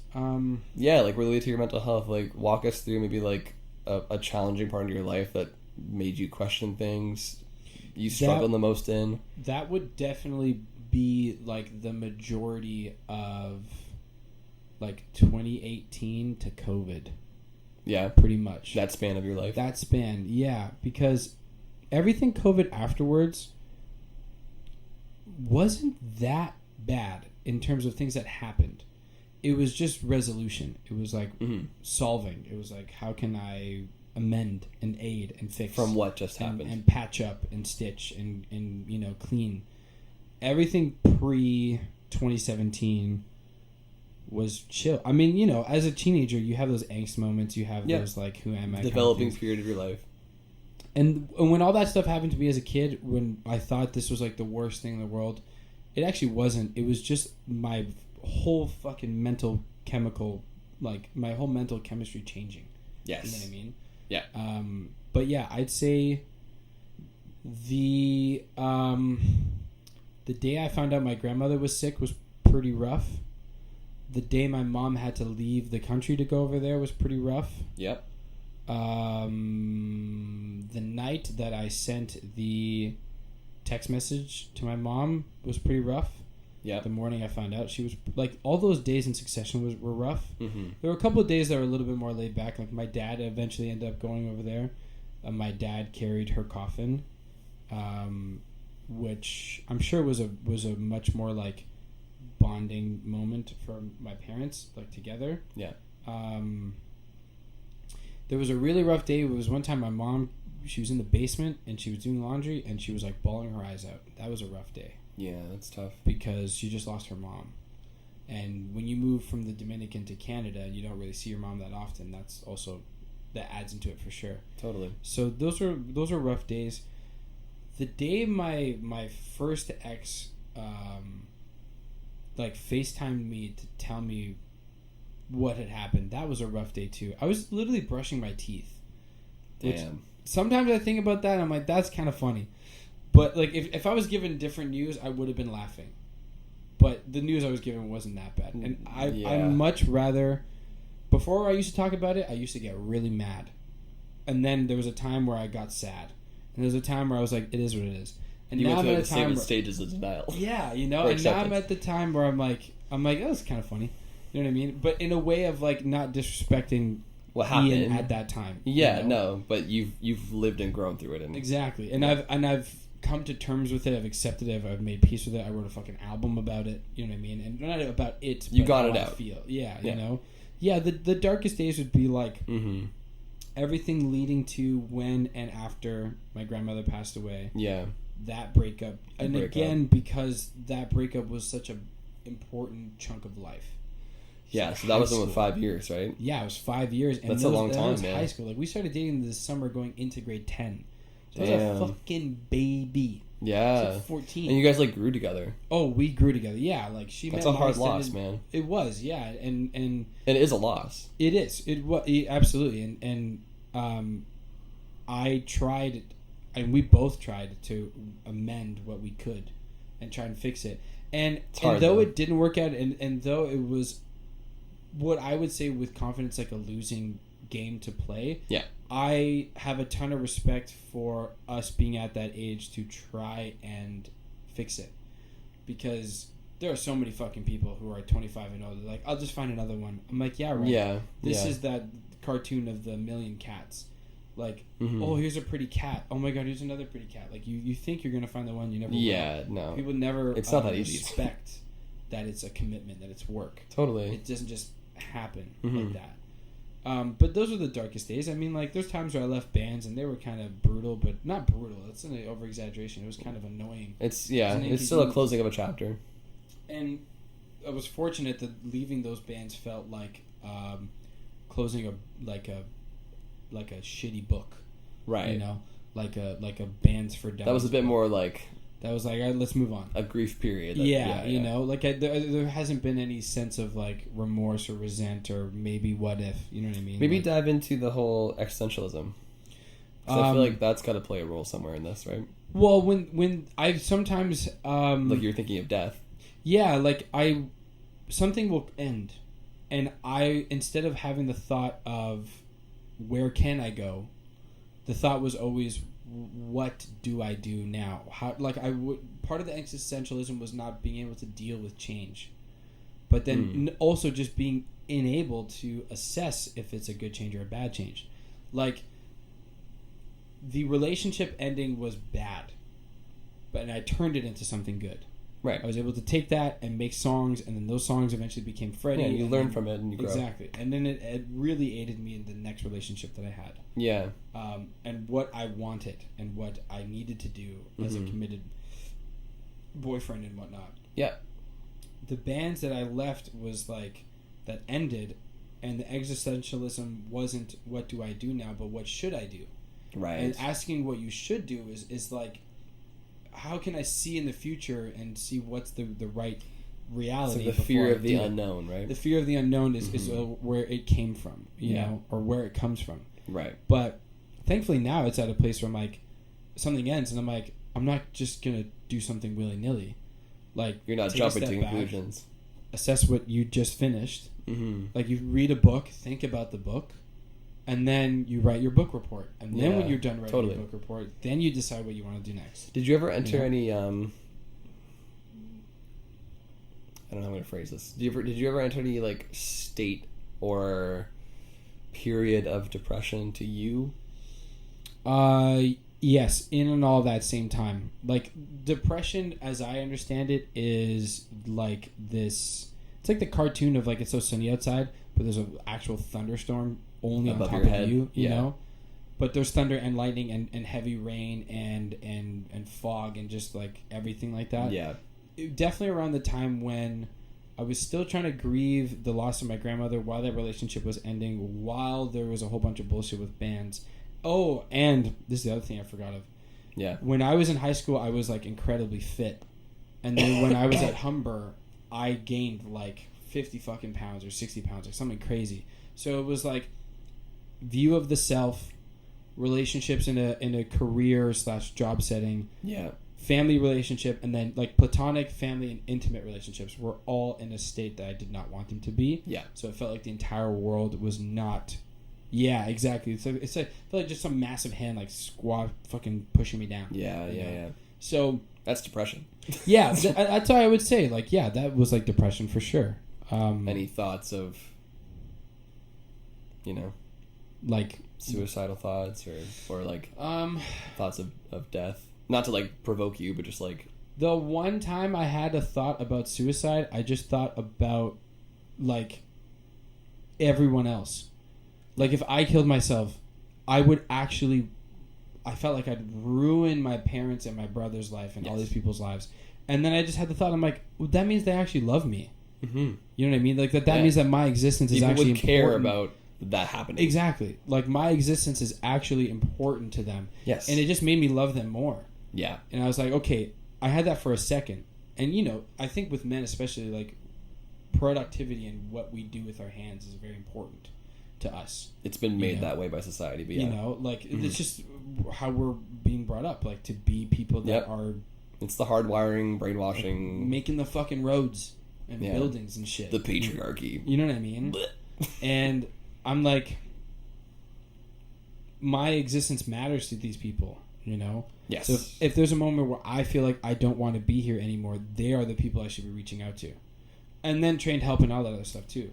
Yeah. To get out of that for my sake. But, like, they are acting as reminders of, like, even though you don't feel valued, we are here to tell you that you are valued. And to some degree, your value to society isn't defined by you. It's defined by society. Yes. You just need to work on your value to yourself. Right. Yeah. And so... That's a very good, like, selfless moment that you realize that. And I'm glad I had that, because the alternative is... I mean, a lot of people don't have that, right? They don't. And the alternative is really bad. Well, speaking from experience myself, obviously, like, I've told you. Right. Like, it's so good that you had that moment of clarity, like, as you were in that state of thinking, like, but, for some people, like, they don't have that cross their minds. Like, they're so far in it. Yeah. That, like, that doesn't become even apparent. Right. Like, the depression has completely taken over. It blocks out every rational thought that your brain could possibly comprehend. And, like, the only exit is that. Not being alive. Yeah. Yeah, because that's the only answer left in your brain. Right? So it's, like, that's scary shit, man. And I'm not saying to take away from your experience. That's no, by it's it not. at all. But, like, I'm it's good that you had that moment of, like, I'm thinking of this, but, like, look at what would happen if I did this. Yeah, absolutely. Right? Like, I would fuck up so many people's lives. I've actually never told anybody that before, now that I think about it. Really? Yeah, I don't think so. I don't think there's anybody that knows that I had a moment like that. But I don't think that's a bad moment. Freaking it, man. Yeah, dude. Love you too, man. I don't think that's a bad thing. No. I think being able to talk about that with comfort is like, hey, you're out of that, because when the day comes that my brother and my parents and any good friend or my dog or whatever goes away forever, whether I can foresee it coming or if it just happens abruptly one day, like, I know the correct mode to not get to that place. Yes. Like changing my oil before it fucking goes bad. You know what I mean? Because, essentially, yeah. Dude, all that like fucking there is as much bad as there is good still to come. And I'm only 23. Yeah. There's so much That's shit. perspective for you. Like, dude, I could have a kid, and then I could have a miscarriage.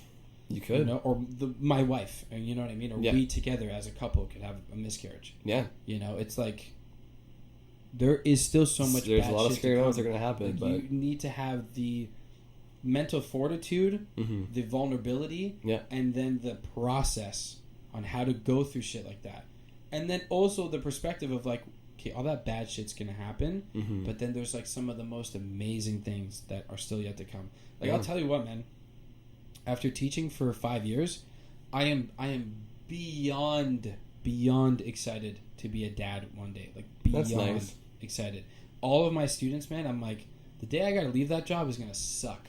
It's gonna be hard, eh? It's gonna be very hard. But the day I'm leaving that job is because I'm moving on to something better. Yeah. And I hope that all the time, that every half hour that those kids have spent, for fucking some of them, there's some of my students now that this is their 5th year.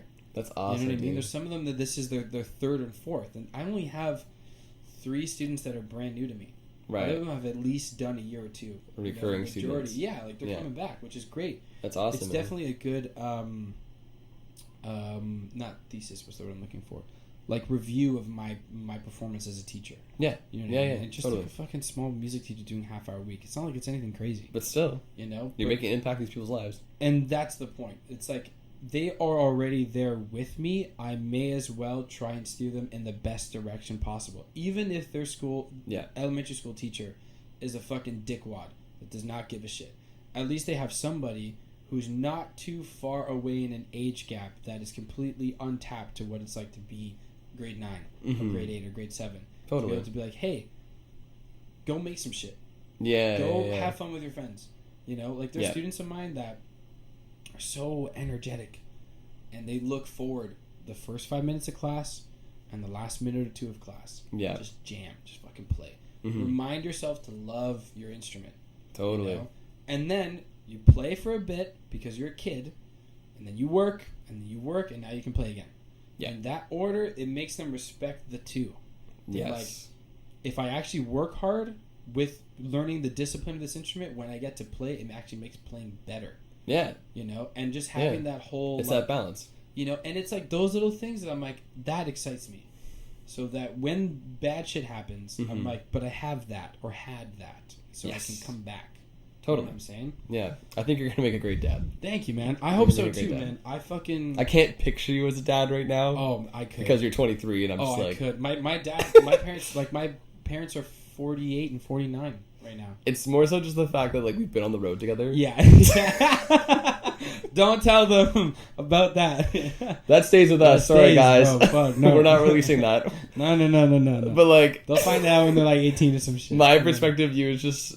We're just dudes in a band, right? 100%. So we're friends. But, like, of course. Taking that out of the equation, like, you'd be a great dad. Thank you, man. I appreciate it. It's one thing I'm excited for almost above all else, you know?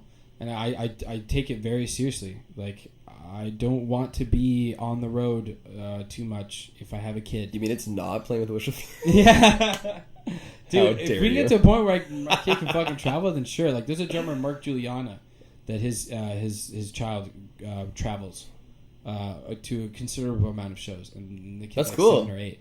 I'm like, that's the goal. The goal is that's to get great. to a place where you can still play, but then have your kid come with you too, right? And your kid gets to experience, like, the goal of every generation is to give more to the next. Totally, yeah, yeah. Like, my dad gave me way more than his dad gave him, and now my job is to respect all of the time and effort and money that my dad's put into me, and take that and double it. Pass it forward. But also not make a kid that's not going to appreciate that.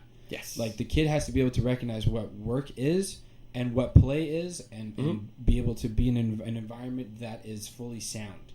So that when that kid is at a show, they're like, that's my dad. I'm like, that's fucking right. That's right. You know? And then I'd be like, hey, kid, what do you want to do? They're like, I like trains. I'm like, let's go make a fucking train, Let's man. go make trains, bro. You know? Like, I think about trains. that from time to time. Like, I'm excited for the day to just, like, have a teacup party or make a Lego set or some shit. Fuck yeah. You I mean, know? I would do that now, but Yeah, why not now, bro? You know what I mean? Just dude, sit. next podcast you come over, we're just a Teacup Lego party. build Yeah. and teacup party. Okay, I was thinking teacup, you were thinking Lego, but we'll do both. We'll do both. Yeah, hell yeah. We'll have tea while we make Lego. Why we make Lego? You know, like why not? Guys, You know? stick around for episode 2 of Yeah. when we come have a teacup Lego party. Teacup Lego party with the wishful feeling. Yo, sick. that's gonna be good. That'd actually be so fire. That'd be really fun. That'd actually be so sick. Well, maybe we'll live stream it. Yeah, That'd be just fun. make some sick ass. We'll go on Legos. Twitch. So guys, go to You know? Twitch at some date. We'll figure it out, Someday. and we'll do a Freddy Freeloader wishful feeling Teacup tea Lego party. Fuck yeah. That's- Go buy that some sounds nice tea. awesome. That actually sounds so That rad. sounds great. Some biscuits. Yeah, You know, tea and some biscuits. fucking- Make a Lego set. I don't know what kind of. We'll they do have for really- charity. We'll do like a charity event. Maybe they have like Metallica Lego or some shit. I feel like Yo. Metallica has like merch of everything. Chrome Lego. Whoa. Would that That'd be even work? crazy. I don't know. I feel like it'd be toxic. Anywho's, Yes, sir. next segment, Mm. the rainbow segment. Wow. Yeah. Nice. Okay, cool. So we're coming out of the dark, Yes. presumably into the light. Yes. Obviously, we still have trials and tribulations we're gonna go through. You're only 23, so like you Yeah. got a whole life ahead of you. Fuck yeah, dude. There's gonna be bad. There's gonna be good. Oh yeah. But like, Lots of you know, uncrustables. we're getting out of like the darkest parts of our life and Mm. more into like the recovery. Right. You know, it seems like you've been doing some good recovery. You've been talking Yeah. about it so far in the pod. Mm-hmm. So this segment is kind of like, okay, we got through the dark shit, Right. the real shit in our lives. Yeah. Now the rainbow segment's kind of like, all right, what do we learn from those moments? Mm-hmm. Where are we growing? Yes. How are we recovering? How are we coping with our mental health and stuff like that? So, I'll let you finish. Yes. It's so fun being You're the like, interviewee, bro. I'm like, yeah. you're like, I just want to This say is something. great. I'm like, fuck yeah, it's open ended. I love the energy. I love the Thank energy. you. Are there any positive things that you've discovered or are still finding out about Mm-hmm. dealing with your mental health coming out of those dark times? That I'm able to look at the most dark and difficult times with a sense of gratitude and respect. It's like, thank you for teaching me. Nice. Even though it sucks. Yeah. Thank you. You know? Wow, I'm that's cool. learning how to learn. Like this is one of the things, this is one of the best things my dad has ever fucking taught me so far. And there's a lot more for sure. Is that school teaches you how to learn. Pythagorean theorem and all that shit's fucking useless. It's dumb. It's dumb. What it's actually doing is like bicep curls for your brain. It's like Right. showing you how to think Absorb information. and digest it. Critical and think thinking. Exactly. Like that's the whole point of it. And so that equation, just swap out the variables with difficult times and experiences. Right. And then come out of that as somebody who knows more. And it doesn't have to be more about the world or about a particular discipline or subject. Just you. More about you. More about you, but also your world through your eyes. Mm-hmm. Like being able to look at something, like know more about your gut feeling, your intuition, your speech, like being able to articulate what you're seeing is crucial. But you need to have any moment in its extreme and then the ability to assess that, and then with that assessment you can articulate what you're seeing. Right. You know, so And maybe even how to avoid having it go that extreme again. exactly, you know, and if it's something that's self-inflicted, how to get out of it, and if Right. it's something that's fucking out of your control, like how can you stay the course, Right. you know? So yeah, I would That's say well put. the gratitude and respect of that. You know? Cool, man.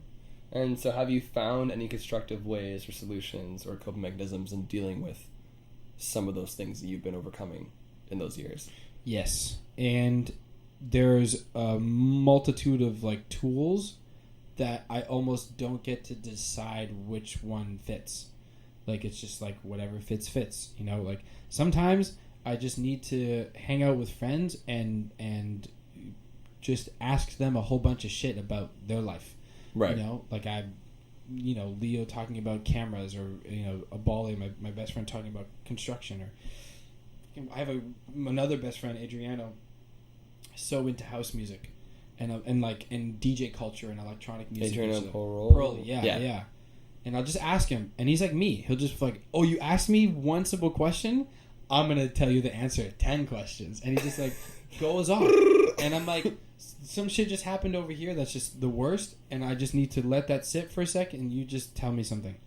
Mm-hmm. Just let my ears work, you know? And then once I'm like, okay, great, I can breathe and I can go back to this and then figure it out, you know? So it's like, it's hanging out with friends. It's just like petting my dog. You know what I mean? Just like a beast that just doesn't actually say anything is sometimes what you need. Yeah. You know, like companion. That's man's best friend. It's just like, yep. I've never heard a dog say hello. You know what I mean? I wish though. Oh, fuck. I do, but I also don't, because I'm like, when I talk to my dog, it's just his body language and emotional and facial response. I get it, yeah. But it's like, thank you for not saying words, because thank you for listening. You know what I mean? Like, but it's not even like I'm talking to him. Like, I'm just like, how are you, buddy? And he does this, and he smiles, or he sticks out his tongue, or his tail wags. His wag is tailing. His wag is tailing, bro. You know, his tail wags, and it's like, okay, he's good. Like, that's good. Yeah, dog's good. I'm doing okay. You right. know, so like. You said something about the sleep thing that you were doing. Yes, that's what I was gonna say too. Yeah, like meditating. You know, like just huge, bro. But the meditating is new, so it's still a little bit difficult sometimes. It's hard. The sleep is a different story, but just giving myself a half hour is a bit difficult. So I don't always do that if something difficult is happening, because it's not providing that resolution I'm looking for. Mm-hmm. But it's not like I neglect it. Just like beating the shit out of a drum set. You know what I mean? Like putting on my favorite records and playing them. Oh man, yeah, that's the shit. That's a good release. You know, and then actually, I would say number two. Number one is hanging with people for sure. Yeah. Number two is either going for a run or going to the gym.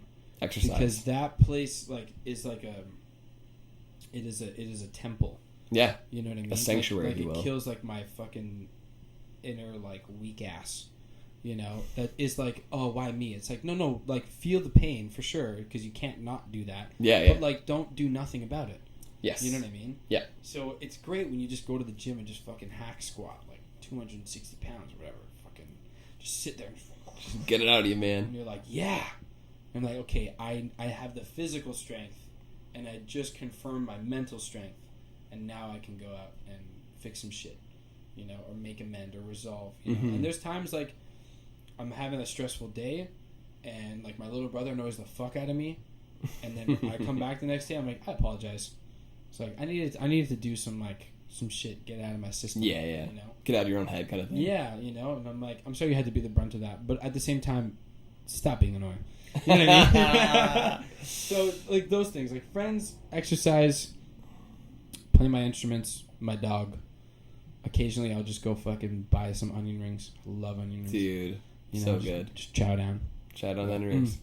Yeah, like when we went to Peterborough, we had pizza and onion rings. We did. I was like, I feel amazing right now. We did. This is such a great invention. Yeah, I was like, I'm so glad people made this food. What a good idea. I can't remember their names though. They're such nice guys. Yeah, it started with an E. I remember that. Yeah.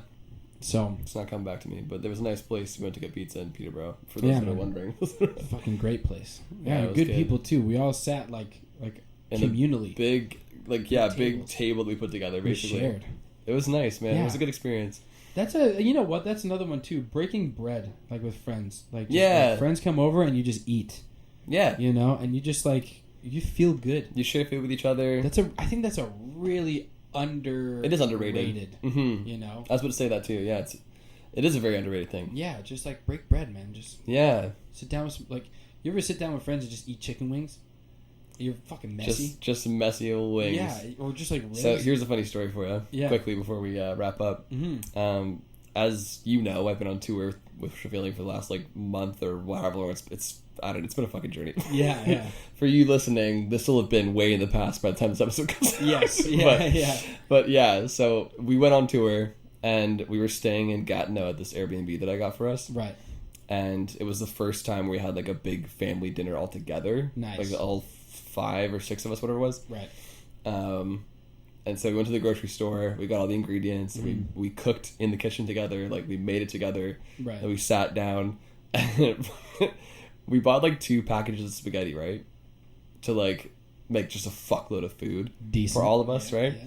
And so like me and Kev were like, Kev was like the head chef and I was the sous chef. Yeah. And we had people like delegate like set the table. Drummers, let's go. You know, whatever. Like, you know, we had people like doing other things, Mm-hmm. but me and Kev were like the main ones cooking everything, right?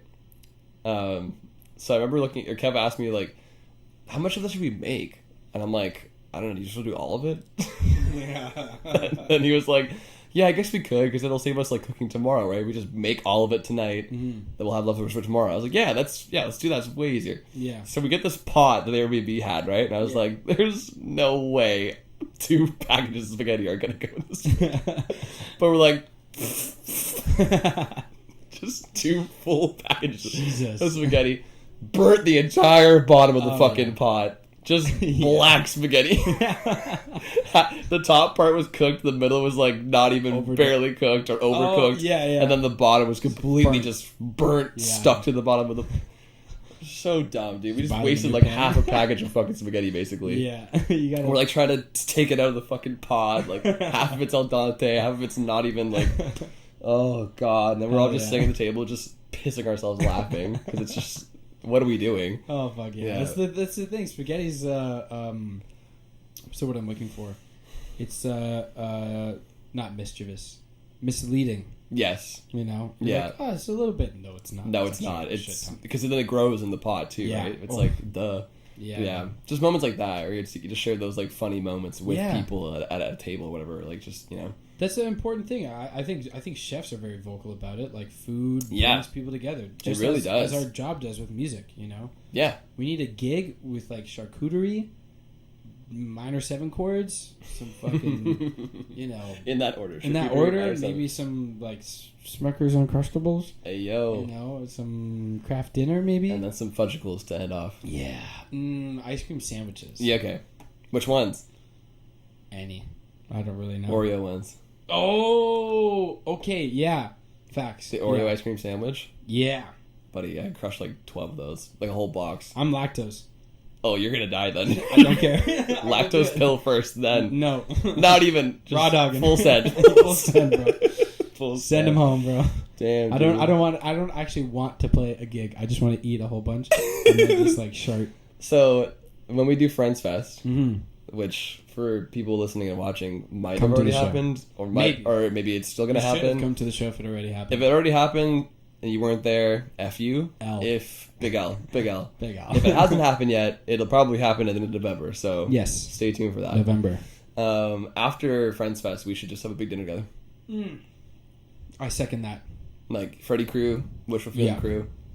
I'm down. 100%. We just have like a big old band meal. Fuck yeah. I think that's hell yeah. what I we think need to that'd be happen. so sick. Oh Yeah. yeah, dude. I'm so I mean, well, you came to my birthday party. I did. The food it's not like an absorbent amount, but No. it is like But good. we were picking out. And yeah, you can pick out, bro. You We know were what I'm picking saying? out. Like, yeah, man. That's, And then that's a someone very made you a important- cake, and we all had like a fuck ton of cake. Like, Oh no, I bought. or did you? Oh, it was a Blink-182 cake. Yeah. the Blink- yeah, that's right. That was sick, See, dude. little shit like that, man. It's Yeah, just man. Like, that's good. Yeah. You know. We'll make a Friends Fest cake. Yo. Hell yeah, we gotta call Steve Aoki. Stevie Aoki. Oh, Can you come DJ our party? Like, Because he throws cake at people. oh, that's right. Yeah, Yeah, that's you his gotta bit cake is he him. throws cake, Yeah, right? you gotta Yeah. cake So him, we'll bro. hire Stevie Aoki to come to the Friends Fest and just throw the cake at We us. spent $100 on cake, bro. Oh yeah, it can't be a good cake though. He's gonna throw it. Yeah, it's gotta be like a McCain's chocolate cake from like Walmart Yes, for $10, just still a good cake. but like 4 of them. Yeah. Hell yeah, man. All right, dude. Well, thank you so much for being on the pod. Thank man. you, man. I had a great time. Yeah, me too. And I'm sure the people probably got a lot from your story. It's hopefully, great to be and- open, man. That Yeah, is man. the Thank you for solution. sharing Yeah. your story with us today, man, and to the listeners and viewers. Like, Thank you, man. Thanks I'm for sure. creating an open environment and being transparent about it. You know, Of course, it's nice man. when things happen authentically, but people cower from it. You know, Totally. like set the ground. yeah, it's Yeah. nice that we have that I that's, Yeah, I'm happy that I can create a space like this that's Likewise. safe and vulnerable, and like Mhm. you know, my whole mission is just like I said from the top, like just to break down these walls. yeah, You know, like and it's not something that makes you weaker. no, You know, it If actually anything, makes makes you you stronger. You know, Yeah. but you have to accept and respect what that means. Yep. You know, and put biases aside. The best thing You about doing this for me, and I've told people in the past, like episodes before about this, but like, it's that sense of community Mm-hmm. Yeah. that like I don't think I anticipated Right. while doing this podcast. Like when I started this podcast, I was just doing it to get closer to people. Because I get to sit one-on-one with 100%. My peers in the industry, well, that's my what friends. Conversation. Right? And and you share ideas. Yeah, totally. And you break down the walls between each other. Like there's some people that I have on the podcast that I'm like acquaintances with. And then we have this kind of conversation. It's like, we are no longer acquaintances. Yeah. You know what I mean? Well, this is the thing. Ideas and speech is what changes the world. Yeah. You know, from our control, like tectonic plates moving changes the world, but in our realm, in our control, when we're able to talk to each other, you know. But you like people like I think it's important that people continue to promote like mental fortitude and thinking critically and think for yourself, meaning take into account everyone else's experiences and education and opinion, and then formulate something for yourself. And for the world to accept the fact that just because someone doesn't fully agree with you does not make them your enemy on any topic. It doesn't matter what it is. Yeah. You know, I think this chord should be G over D. Well, I think it should be C over D. Well, why not both? Write both. You know, or this time it's G, next song it's C. Next song it's this. Yeah, you know exactly. What I mean? Totally. Like the greater good and the solution that works for everybody. And Uncrustables and Oreo sandwiches. Bro. If any of y'all are watching, please hook us up with a sponsorship. Oreo. That's all I'm going to say. I'm going to be driving to the gig. Uncrustables. Oreo sandwiches. Well, dude, thanks again for being on the pod, dude. I appreciate it. Thank you for that hug, too. That was cool. That was a very cool interviewer moment. Yeah. Well, I mean, like, we had a moment, so, like... That's the shit. Can I give you a hug, dude? Yeah, bro. But, yeah, man, so... Thank you again, eh? I always close off with, you know, like... Do you have anything to shout out to listeners or viewers at all? Do you want to promote anything or? We've already talked about it in the beginning. The last thing I'll say is for people to just be yourself, and if you don't like who yourself is, then fucking fix it, change it, do what you want to do. Follow Ian at Ian F Music. Ian F Music. Freddie Freeloader at Freddie Freeloader. At Freddie_is_free.mp3. There you go. At Sharp 4 Records. Sharp 4 Records with a number 4. At Flat 5 Podcast. Pretty sure with a number 5. Okay. Tritone. At Tritone. Tritone Promotions, yeah. At Tritone Promotions. Yeah. That's pretty much it. Give him a shout out. Give him a little, hey, how you doing? Yeah, you know. Reach out to Ian. He's a great guy. Shoot me a message. He'll talk. Yeah. He'll chat. I will certainly talk. You know. He'll talk your ear off. You want to learn some drums? Some guitar, piano? Yeah, if you ever need if you're a band member listening to this podcast and you're looking for a drummer or whatever, like hit me up. Hit up Ian. You know, if you want to write songs and collaborate, all my music is on Spotify under the artist name Freddie Freeloader. So you can listen to it, rate it, decide if you want to work together. I'm definitely looking to check out his podcast too. Yeah, and check out my podcast. Check out the episode with Taylor. There's 2 of them, so fucking get to work. There's 2 of them there. Hell yeah. That means we have to do 2 now. Damn, bro. All right, but I'll see you tomorrow. that's the T in here, Lego one. That's the T in Lego. Alrighty. Hell yeah. Thank you so much, dude. Thank you, man. Really and thank you to everyone that stuck around with all my tangents. Both of us. Yeah. Thank you guys so much for listening and watching. I really appreciate it. This has been a mental break with Ian. Make sure you rate it on Spotify, Apple Podcasts, wherever the hell you listen to your podcasts. Yeah, rate it. That's smart. Give it a like, follow, all that good stuff. 5 stars, baby. We are on Instagram at Mental Break Podcast. I'm on Instagram at Taylor Simpson Music. Say hello. What's up? We're pretty friendly here. Hell yeah. Come to a show. When I say we, it's just me. Yeah. I, the company. I am the entity. Drink water. Yes. Go for a walk. Call somebody you haven't called in a while and tell them you love them. Yes. And actually sleep. And go to bed. Yeah. Go to bed right now. 5 o'clock. Go to bed. Yeah. Bye-bye. Or whatever time it is where you're listening or watching this. If you're in the car, do not go to bed. I mean, yeah. I just imagine someone listening to this and going, okay. Yeah. They're like, whatever you say, bro. I'll do it. Ian, I love you. Love you too, man. I love you too, bro. All right. Yeah, bro. I'll stand up for this one. Yeah. Thank you, bro. Of course. Thank you, man. Mikey, love you too. But Mikey, buddy. Woo! Thank you guys for watching. Have a good day. Goodbye. Adios.